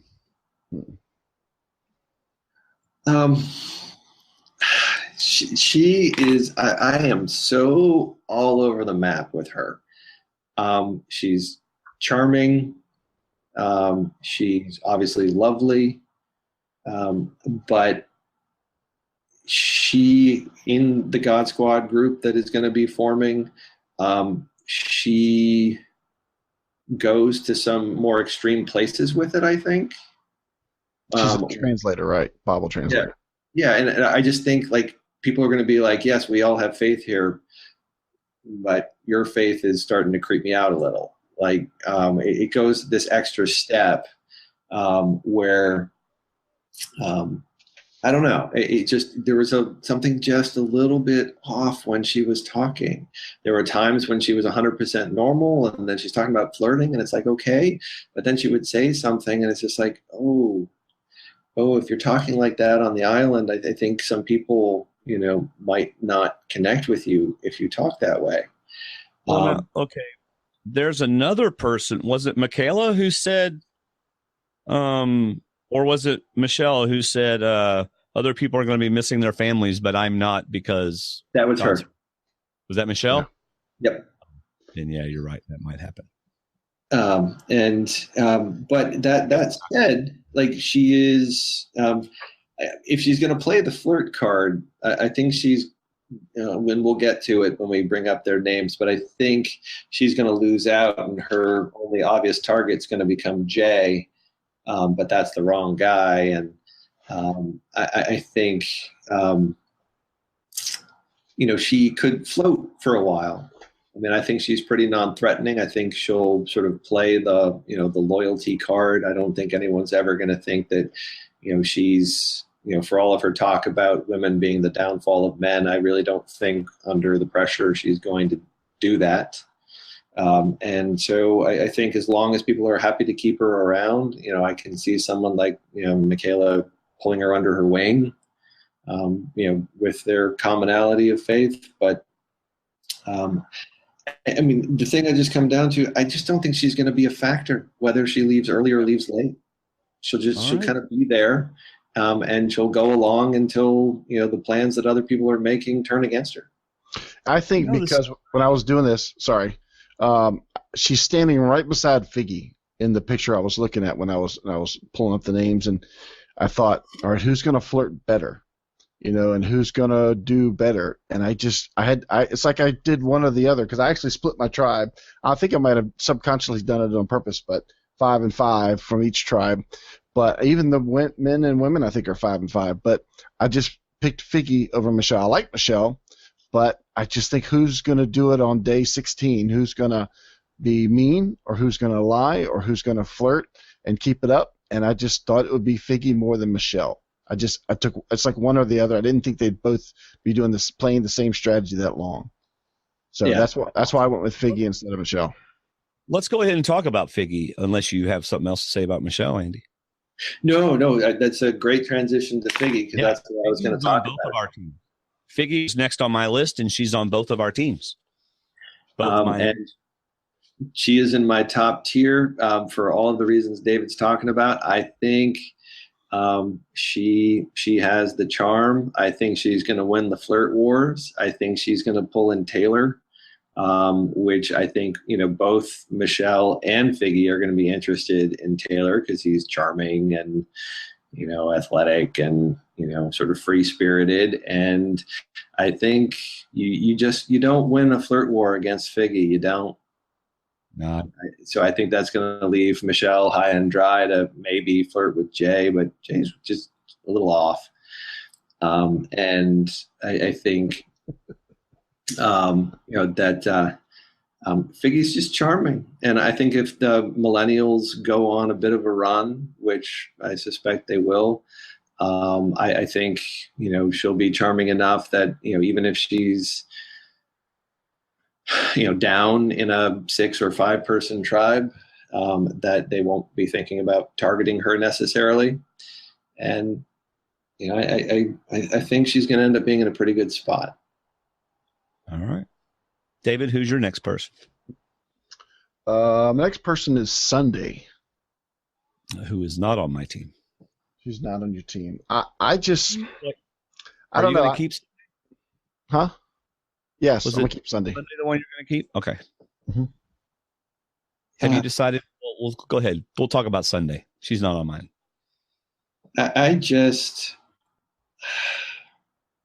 She's another one. Go ahead. I mean, if she makes the merge, she could stick around. I just, she strikes me very much as your prototypical, old survivor, old mother who, talks in her interviews about the things she's going to do, but I just have no faith that she's going to do it. She's going to look for a strong alliance. I think she's going to, be happy that there are other people with faith around her. Yeah. And I can't see her playing the game too hard. My thought is, if she gets with millennials, even if it's a small tribe, I think that would be to her advantage. Could be to her advantage. Whereas, like you said, that motherly figure with Michaela, if she plays it right, it could work that way. But I don't know. I'm still doing this or that. There's a couple on there I didn't want to pick, and I picked her. So yeah, I get you. I can see why you would do it, and I moved her around on my list a fair bit. I just sort of settled on, and it's really not fair. I mean, it's not. None of these judgments are fair in that we have such little information to go on. But sometimes someone says something, and she sort of did this, couple of quirky Fargo, voice moments where she says something just a little bit out there. And I'm thinking, okay, I don't know that you're going to connect with people. Yeah. And it's not fair. Like, I mean, I did that, like, who is it? Jessica. We may end up talking about her, but it's like, there was one moment in what I saw of her where I was like, oh boy.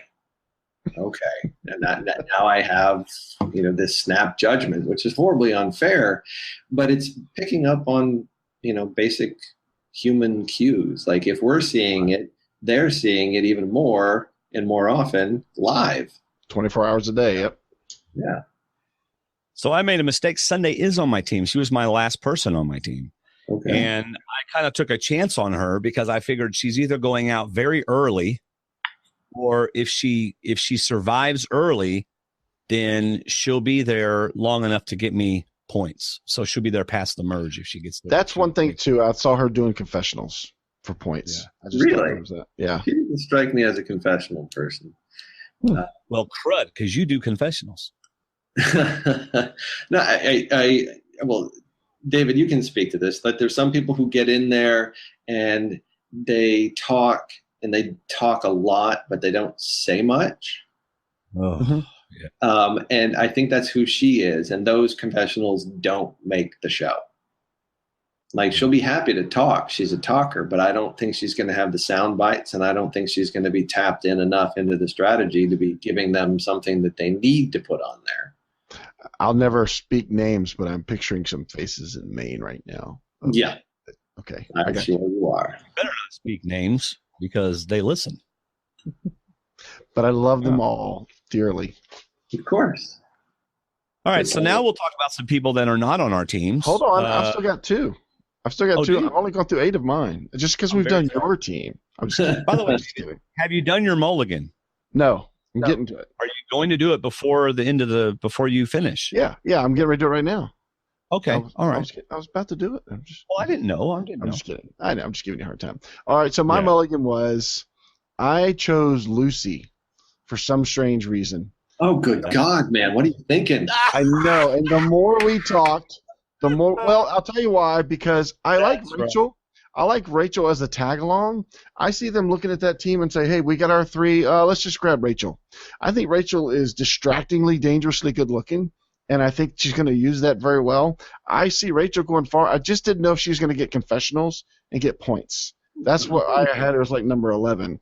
But I think Rachel will go farther than Lucy. The more I think about Lucy, the more I think socially, I think Rachel's going to last longer. So I'm going to take my mulligan and take Rachel and drop Lucy. Sorry, Lucy. All right, you've got to be happy that we have a mulligan, David. You have to. Man, you with those two, you're just shuffling chairs around the deck of the Titanic, dude. David, Andy is just stomping all over your pick.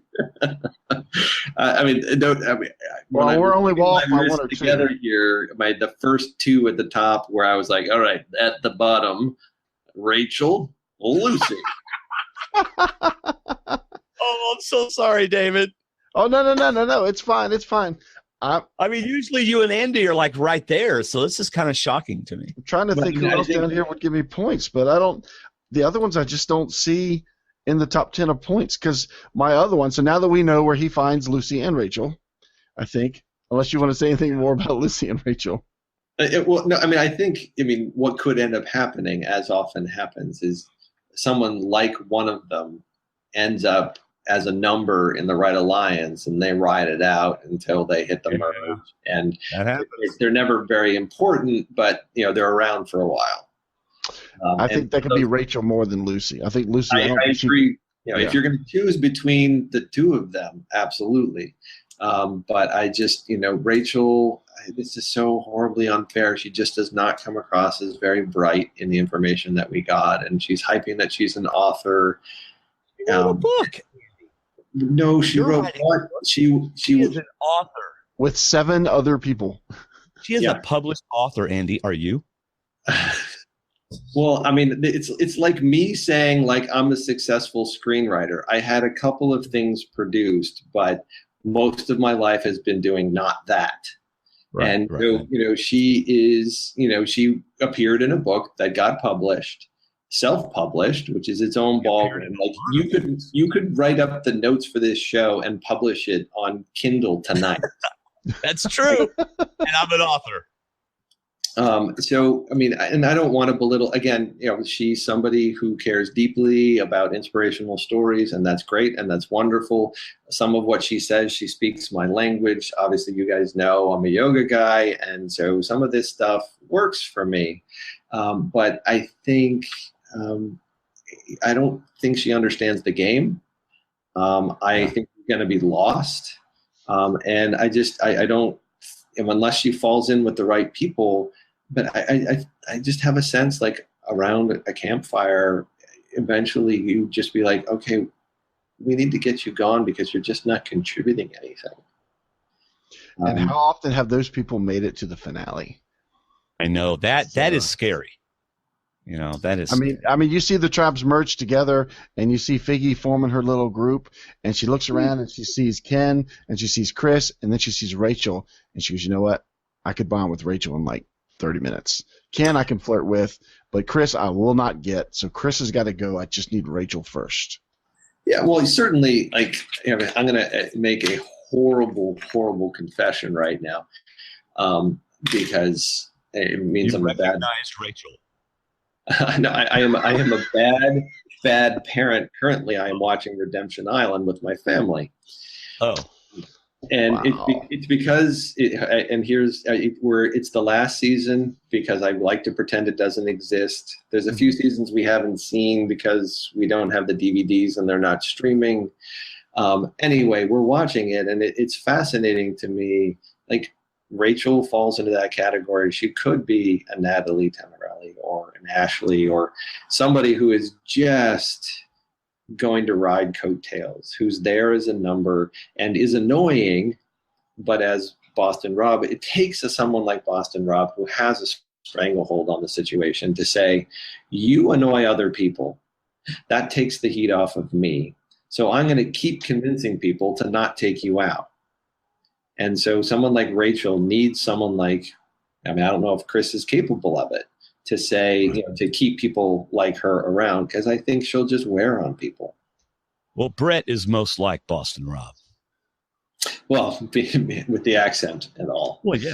I mean, that's all you need to be Boston Rob. I mean, just once, and I know people make a lot of jokes about this, but you know how we judge people based on who they compare themselves to. What survivors are you most like? And if they pick someone interesting, we're like, oh, they know the show. And then the other people say Boston Rob or Poverty. Like, if you're going to mention those people, have some fun with it and be like, I'm like Boston Rob. It'll take me 4 times to win this game. Like, something interesting. Like, I mean, right. You're not Boston Rob. Show that you know more than just the name. Yeah. Exactly. Yeah. Just prove like, okay, you understand, his evolution as a player, and then I will believe that maybe you could play like him.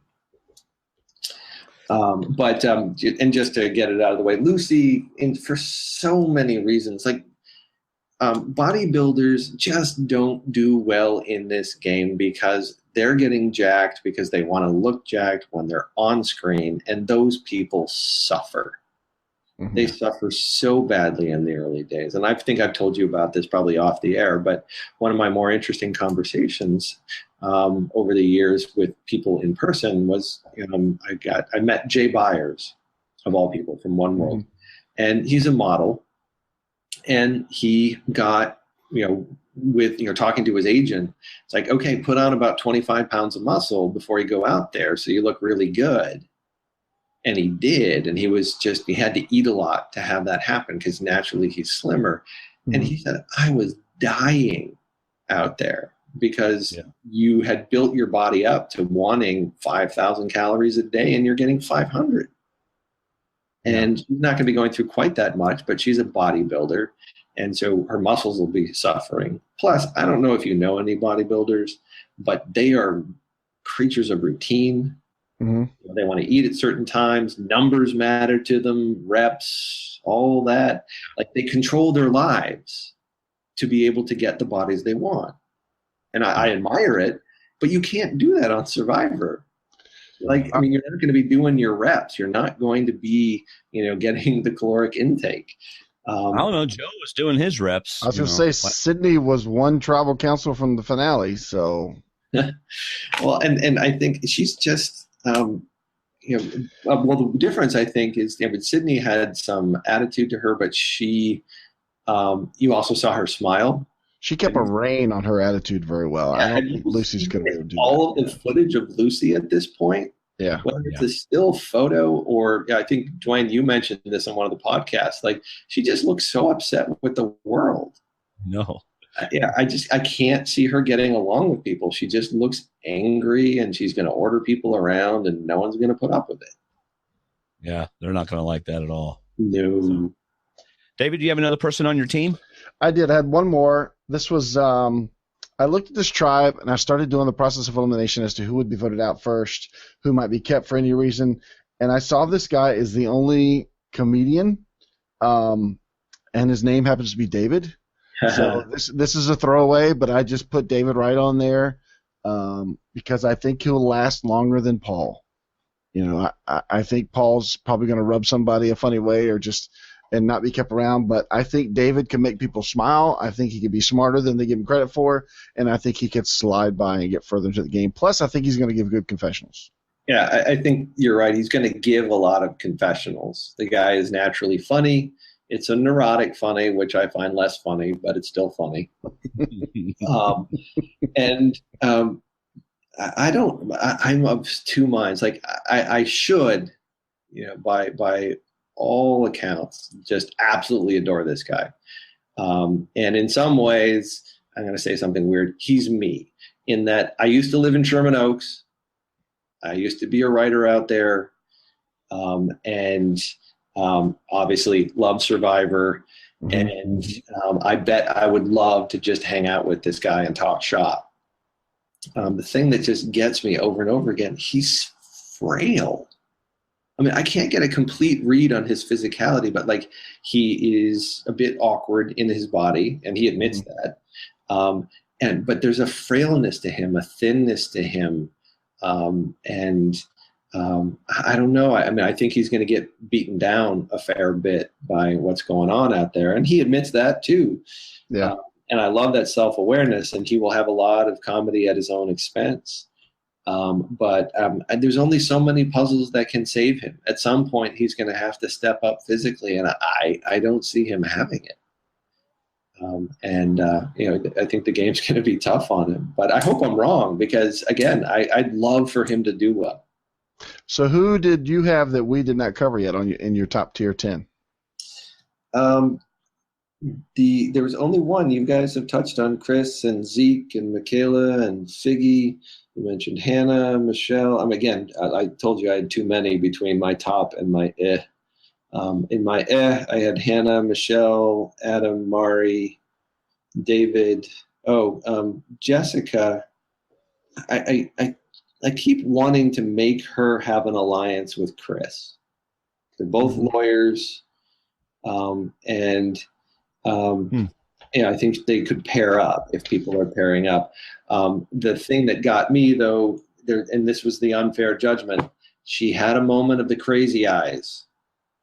And I put too much stock in crazy eyes, where they're talking, and then the eyes pop, and you're like, oh my God.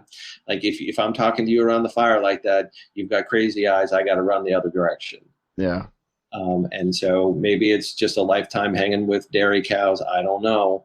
But she set off sort of those internal alarms of, she may not last. I got between strength and lasting 3 days socially. Through my elimination process, I had her as actually the first boot. Yeah. Jessica. Wow. She's got that potential, no doubt about it. She's, I think, stronger than people are giving her credit for. In that, like, there was a shot in her video of her doing a handstand, and that's not easy. And if you spend a lifetime working with cows and working at a farm, you're not going to be weak. Yeah. But she might not integrate. I don't know. Although on that tribe again, Rachel, Lucy, Cece. I mean, there's plenty to choose from.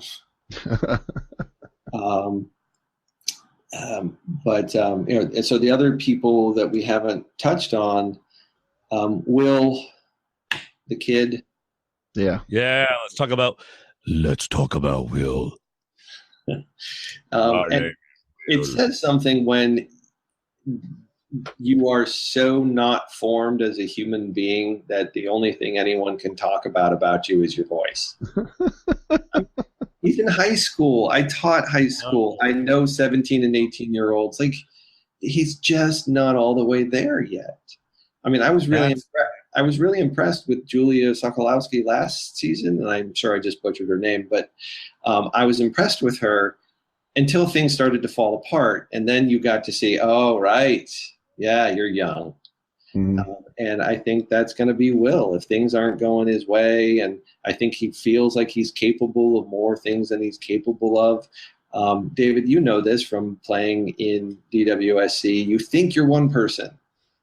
And you think like, okay, this is who I am, but maybe not in my real life. I'm not going to be mean to people, but when I'm in the game, I'm going to be able to do this and I'm going to be able to do that. No 18-year-old has the perspective to really know who they're going to be under those conditions. And particularly, I mean, he has faith in his life. It's important to him. He's going to have an even harder time to do the things that the game asks him to do. It's a big sign when somebody, and Michelle fell into the same category, when you talk about your willingness to do bad things, even though you're a religious person, and you kind of start to laugh and giggle while you do it. That's not because it's funny. That's nerves coming out because at your core, you can't. Yeah, you know it's wrong. Yeah. Yeah, and I don't think Will can. I think he may ride an alliance for a bit, but I don't think he's long for the game. Yeah. And, God bless him. He's an 18-year-old who did something, probably in his first try that, I haven't been able to do. And so you also didn't mention. Don't let that get to you. Yeah. So you also didn't mention Jay and Taylor. Tell us what you think of Jay and Taylor. Well, I'm going through the last of the list here. So let me just finish off the people at the bottom here. Cece felt like I think she's going to suffer out there. I don't think she's going to last very long. And again, totally unfair. But watching her chase around a frog, it's like I don't think you're going to do very well in challenges. Like I don't. Why did they show that? They're just showing goofy B-roll stuff, but she didn't move like somebody who's going to be able to move in a challenge the way you need them to. Mm-hmm. Right. And I don't know that she can counter that with enough positive energy. Although she's got a great smile, I give her all the credit in the world. Probably a really nice person to talk to. But I don't know that she's cut out for the game. I think, especially if they go down to smaller tribes and she's in the, she's going to be an easy boot. Paul, I think he's going to get marginalized. I think he's going to get some confessionals about, being the crazy curmudgeon who's going to be the flag waving, flag bearing, I'm a Gen Xer and all these kids because they're going to keep stoking that fire, but I just don't think he's going to be too much of a factor. And then we're down to Jay and Taylor. And, I was trying to look at the two of them and, thinking that the millennials are going to, I think, have numbers. I think they're going to form, some sort of tight alliance that is going to ride a lot of the post-merge game. And like I was saying, I think Fiji is going to gravitate to Taylor. There was one, I think, publicity still of her talking to him. He's lying in the hammock or lying on something, and she's standing above him talking to him. And it reminded me so much of, you can read so much into body language, and you could be completely wrong. But like there was one back in One World when there was a photo of Kim standing next to Chelsea, just talking. And you could tell already they were connected. Like these were partners. These weren't just friends. These weren't just people they had just met. They were working together. Right. Figgy and Taylor have a thing. That's what it felt like in that photo. Like there was so much comfort there, and she's flirting and he's leaning back, his body language. And so I that's why I said if Michelle is going to find anybody, it's going to be Jay. I don't think that works out. I think, Jay is going to be in trouble at some point. But I see Taylor as potentially an endgamer. I think there were some shots of them. There were some shots of them, granted about 3 seconds worth, as a group, and he's laughing and smiling, and people are laughing and smiling along with him. I think people like him. Yeah. And he's going to be a challenge. He's going to be a challenge beast. And again, if they have numbers or when they swap, he's going to be useful to those smaller tribes. And you hit the merge, and he's got the numbers. Then at some point they'll talk about him, but there's going to be other more dangerous alphas, in line before him. And he was somebody who I think, no, maybe not. I just think he's, I'm not buying other people are talking about him as a Fabio guy, and maybe, but I was thinking more of Eddie Fox from Caramoan, except without the medical training. That's more of what I was picturing. Yeah, I guess. I mean, one guy is going to spend all of his money on going and shredding on the mountain. One of them wants to build, what was it, a dog bar? Yeah, that's right. Yeah, I'm gonna build a dog bar. It's gonna be the best dog bar you ever seen. Yeah, I can't. I mean, as soon as I heard that, I was just like, "How many health codes does that violate?" I mean, seriously, can that even be a thing? Hey, you don't have to. You don't have to build bathrooms. Go ahead. I'm sorry. No, it's fine. But I mean, I can see, when I start putting people into tiers and I start imagining a boot order, and I can see millennials like Taylor, Zeke, Michaela, Figgy, Michelle, even Jay being in that mix, and not being sure exactly how that's going to shake out. And someone like him, if you give him a taste towards the end, and he's surrounded by some people who aren't as physical, like a Zeke or a Michaela, and if he's still with Figgy that late, that's 2 votes that are tied together. Yeah, that I think he's in a pretty good spot. And but of course, all of that is predicated on some fictional romance I've created between the two of them. Which that's right. Be wrong. So that Taylor is quite excited about. Taylor's who you're talking about, right? Yeah, Taylor. Yeah. And this is what I do. I create narratives and then hope they're right. I mean, it happens in the DWSC. Jordan can tell you that we were watching the dynamic between Jeremiah and Amanda and Laura on the Red Tribe on Ahaso. And the way they were sitting at the Merge Tribe and what they were doing, I was just reading this whole, sort of love triangle thing into it. It was all completely wrong. I didn't know what I was talking about. That's awesome. But it's like you try to pick up on these cues and create something with it. So right. I guess we'll find out in the first episode, as always, what percentage of a jackass I am. Yeah. And I just hope I can keep it under 50. Are you going to write this season over at True Dork Times?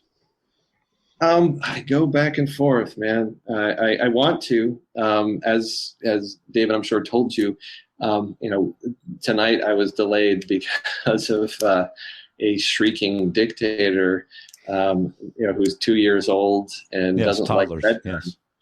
Right. So if I can squeeze in the time, I don't know that I'm going to be able to do 3,000 to 5,000 word treatises, but I'm going to try. I mean, it always seemingly pulls me back in, but part of it is, frankly, the combination of 2 things. One, I like the idea of connecting potentially with the players because it helps with the DWSC. And, that's sort of an abiding passion at this point to make that as good as it can be. And frankly, I've missed you guys. I've missed being a part of the Survivor community. And when you're not writing about it, you just feel like you're on the fringes. And so, putting the we word. also miss you in our Vegas group, in our little chat room with me and David and Steve and you. I'm back in Facebook, so it's nice to have you back. We have a little four group message thing that goes around, me and David and Steve and Andy, and we call it Vegas. What happens in that group stays in that group because we talk about all kinds of things in there. Andy, I just want to tell you something. Listen, I hope you write. I hope you write this season, even if it's not every episode, because you are, and I'm not just saying this, you really are one of the best writers out there for Survivor. And I really hope that you'll write. And we are so honored to have you enjoy being on our show, because whenever you come on our show, people always comment about how much they enjoy it whenever you come on the show. You always bring an element that David and I are able to, are able to bounce off of and have a good time with, but that we don't always bring up whenever it's just he and I. So you just really, I hope you're right, and I love it whenever you come on the show. So well, I deeply, deeply appreciate that. And as often as you let me crash your show here. Well, just to add to the Andy love, since we're in that moment right now, what I get most out of his blog and that his appearances with us is that he helps me watch Survivor in a different way. I watch it different because of Andy and because of his viewpoint and the way he talks about Survivor. And I appreciate that because I think it's moved me from our One World David to season 33 David, which is a different person. And I got even more out of DWSC this year being on the production side than in the cast side. So I appreciate that, especially from the blogs. But speaking of DWSC, we did have a question from David Holdsworth in our chat room. And he said, could you please ask Andy what advice he has for a 40-something male Caucasian superfan who is going to apply and want to actually get selected from the vast pool of similar applicants? It's a good question because, and he's already ahead of the game in that he is aware that is our biggest pool, just like Survivor itself. It's the 38 and up white male that we get a whole bunch of those applications. And so to stand out, it's no mystery. One, when you fill out the application, be thorough, be really thoughtful, give us a lot to work with because we put a lot of stock in, is this a thinking player? Is this somebody who is going to embrace the opportunity of being out there? Because, as anyone who played it can tell you, it is a relentless 4-day game and everyone is there to play. And we are trying to put people out there who are ready to play. And the other thing is pop on your video. You don't have to, have high production values. You don't have to have multiple shots in multiple locations, but you have to pop. And that's that indefinable thing. But to some degree, it is definable in that, like, what makes you interesting? Talk that way. Talk to the camera earnestly. And, avoid like just walking around your house like, yeah, I think I could win because. Avoid the word Yeah. And just what we get a lot of is, again, people who are otherwise interesting, they get on camera and they're just, walking around and saying, I think I have a good social game and, people like me. And you're saying that, but I'm not believing it when you're talking that way. So just own it. Like, who the heck are you and how are you going to win this thing? What's your path and what are you going to bring to the table? And it's horribly unfair, but, that's the hardest group to emerge from. So you have to be more distinctive than, a 23-year-old, female applicant, or, when we have international applicants, which has happened in the past, like, ooh, you're really interesting just because of where you're from. So yeah, just puts energy. You don't have to put a lot of time into that video. But and I think we may be extending how much time you can do the video for. I think we're going to say it has to be a minute, but you can go up to 2 and show us who you are. Nice. But all right, David, just to build on what you were saying just a second ago, I appreciate, I heard on the podcast, the DWSC one, where you were talking about how, when you're working side by side in production and you get to see what people are doing and the levels of thinking that's going into everything. And so you threw me a very kind compliment within that context. And so I thank you. But it's also my job to throw it right back where, you added to the entire experience. And the information you were getting going from camp to camp, like you were a kid in a candy store, like you could not have been more happy. But what you came back with helped us put the story together. Which is a long-winded way of saying, Dwayne, you should be really jealous and you need to come back. I know. Hey, let me tell you, the greatest compliment I had other obligations. I know. One of my favorite moments from the whole weekend, And everybody says, he sure does talk about Maine a lot. Well, yeah. If you went down time, you'd have the same experience. My favorite moment, though, from the weekend, and I had a ton with a ton of different people, was I think it was on whatever day the bucket challenge was. Was that probably Friday or Saturday? Probably Friday. It was Friday. It wasn't Elimination Day. It was Friday. Yep. And just out of the blue, I'm standing over by the challenge equipment area, the picnic table, and Andy's behind me. He goes, hey, do you think we should put out another clue for the idol?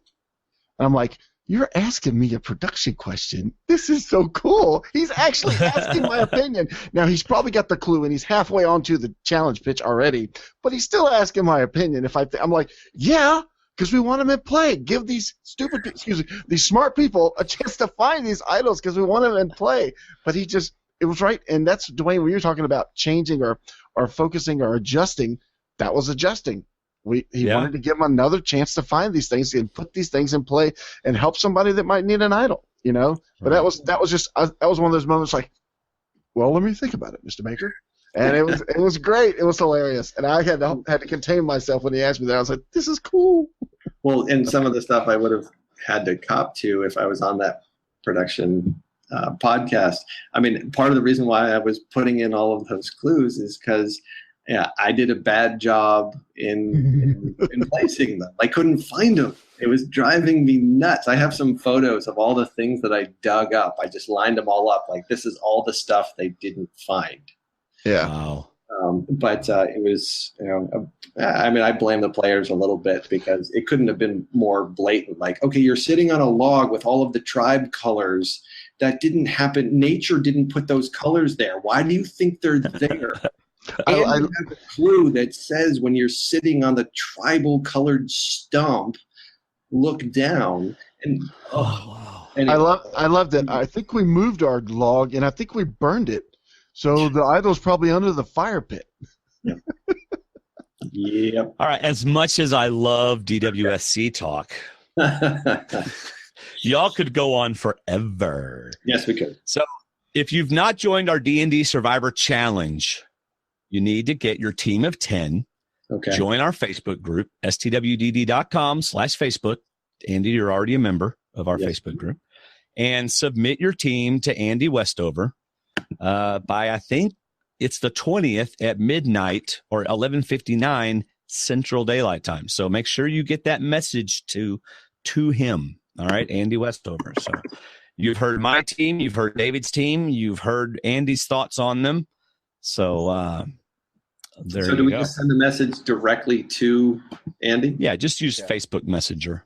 Okay. Yeah. And there's also a list of questions that he has. So look for the post in the Facebook group. And they're like bonus questions for like ties and stuff. We'll bump it back up. Okay. It'll be near the top. Yeah. It's time for You write them. We read them. iTunes reviews. We don't have any iTunes reviews this week, but if you want to hear your name on our show, there's a couple of ways to do it. Become a patron. We'll talk about that later. Or write an iTunes review. It also helps people on on iTunes find us. Since we don't have any iTunes reviews, let's play this again. Because I love this. I'm going to have you on the show just Ladies so I can play and gentlemen, our special guest tonight on D&D, the one and only Survivor Genius, Andy the Bomb Baker. I take it that you like the new Twitter handle. I do. Survivor Genius. At Survivor Genius, y'all, if you want to follow Andy Baker on Twitter. Something tells me this YouTube video is going to get tagged for the song, and I'm not going to make any money on this YouTube video. Oh, gosh. Like, I make 20 cents a video, so it doesn't really matter. I mean, I don't know how much I make, but, there's advertising on the videos. Yeah. All advertising is going to go to, whoever wrote that song. So it's going to get tagged. You have anything else to say, Andy, before I close out the show? No, I think that's it. I appreciate you guys having me on, and this is way past my bedtime, but yeah, I know. It's and we're even starting earlier now. In hopes that our friends that go to bed early will join us more often. Yeah. Yeah. And we'll have to get Steve on here as well so we can have a sort of a public Vegas conversation. Yeah. Kelly's going to join us this season also. Nice. Cass, I believe, is going to join us again. Aubrey, I don't remember if she said she was going to join us this season or I think she said I don't remember what she said. Dr. Jill wants to come back on too for Survivor. Yeah, Dr. Jill wants to come back on, and so many people. Yeah, I'm guessing Aubrey. Go ahead. I'm sorry. Oh, no. I'll keep my theories to myself, but would love to talk to Miss Aubrey. We'll do a little spoiler talk for season 34 in just a minute. All right. Like. Sounds good. Join the fun by being a part of our always family-friendly Facebook group at STwDD.com/Facebook. Follow me on Twitter at Survivor_talk. You can follow David at STwDD David. You can follow Andy at Survivor Genius. Thank you for shopping Amazon and using the links on our website. Each time you do, you support the show, and it doesn't cost you a penny more. And yes, I am an Amazon affiliate. If you like our show and want to contribute a small amount monthly, you can become a D&D patron. Not only do you make a huge difference in our podcast budget each month, but $2 a month and more have access to our D&D extra video each week, which I believe will start. Well, we won't do one for the premiere. Yeah, we will. We're going to do one for the premiere. David, we're going to do one. Okay. Next week, we're going to do one. So the first D&D extra video will come out Monday or Tuesday before the season launch. We now have an always open D&D store, and it's not to make money because we make like 20 cents a shirt. So don't complain. They have shirts, hoodies, mugs, etc. Each item ships weekly. So head on over and get some stuff. STwDD.com/store. I just put up a brand new design because my wife said all our designs look the same. So I put one that has a little pocket logo and then our tag on the back. I kind of like it, actually. I'm going to order me one. Thank you for tuning in, sharing our show with others, subscribing on iTunes, Stitcher, and YouTube, and being a part of the D&D family. See you, everybody. See ya. We are now going to talk season 34 spoilers. So, spoiler alert. Spoiler alert. Season 34 spoilers. Only spoilers in the fact of who's playing. We don't know anything else. No, just like who's playing. Yeah. Yeah. Like Aubrey's playing. Yeah. Zeke is playing. Who else do we know is playing? Sierra's playing. Varner's back out there. Varner's out there as well. There's the TWS. It was funny. Out there. Varner and I were talking before he went out, and I was letting him know that I knew he was going, and so he had some fun talking about going. He wanted to know who else had talked to me. So, who else is going out there? Troy Zan. Troy Zan, that's right. Who is fun as anything. I totally want. I was talking about this with John. I was hoping that, the best thing that could happen for the DWSC is for Troy Zan to do well and come back saying, yeah, I kept fresh and I kept on top of my game playing in this game up in Maine. That got me ready to be out there. Yeah. Because that's the way he was talking about it when he was playing in the challenges. He was like, yeah, this will keep me sharp. And they might let him if he refers to Bob Crowley, because it's related to Bob and he's a Survivor alum. Yeah. So, we going to tell anybody else who's playing? So I did not know about Zeke. That's interesting. Oh. No, it's fine. I'm literally 2 days into my research on this season. I'm sure I would have bumped into it eventually. Apparently 2 players from this season are on season 34. I know Zeke, but I don't know. That I knew, but I didn't. But I don't know who the other one is. Got it. Do you, David? No, I've heard that's on the pages, but I haven't gone to the pages because I don't want to be spoiled by anything else. Yeah. I did hear a male and a female from this season, and somebody told me Zeke. I didn't hear who the other one was. Yeah. But another reason to write about this season is to shake off the rust so that I can be ready to write for the returnee season, because those are the people that we would. What? I forgot. We were talking about how awesome of a writer you are, and then I made a mental note to myself to bring up Brian Mars, and then also Alex writes for us, and I forgot to mention them. So I'm doing it now, but it's in the spoiler section. So, gummit. Don't forgive Brian. I'm sure you're gonna mention it in the first episode. I know. Brian is such a good addition to the. Brian does a really good job of writing for us. Alex isn't going to write as much this season. No. I like Brian a lot. He's a friend. Except for when he comes out on the field of play per se, when he's not supposed to be there. Yeah, well, I can totally understand not being able to resist the temptation. One of the times I saw Andy very upset, David. Probably not as upset as whenever a certain alumnus that's about told a tribe, huh? We're not saying what. Okay. Yeah, it still makes my blood boil, but but you take the step back and it's like, you know what?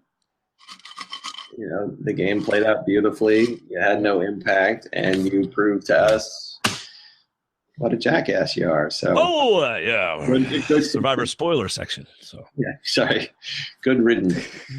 Good riddance. All right. Well, it wasn't that much of a spoiler section, but it was a little bit. So, Andy, really enjoyed having you on. Oh yeah, no, this is great fun. Great fun. Yeah. I don't know why I deny it to myself for long stretches. Stop denying the world. Yeah, I mean, it's selfish. It's not even Lent. I mean, don't give up something you love. It's not even Lent. Save it for Lent.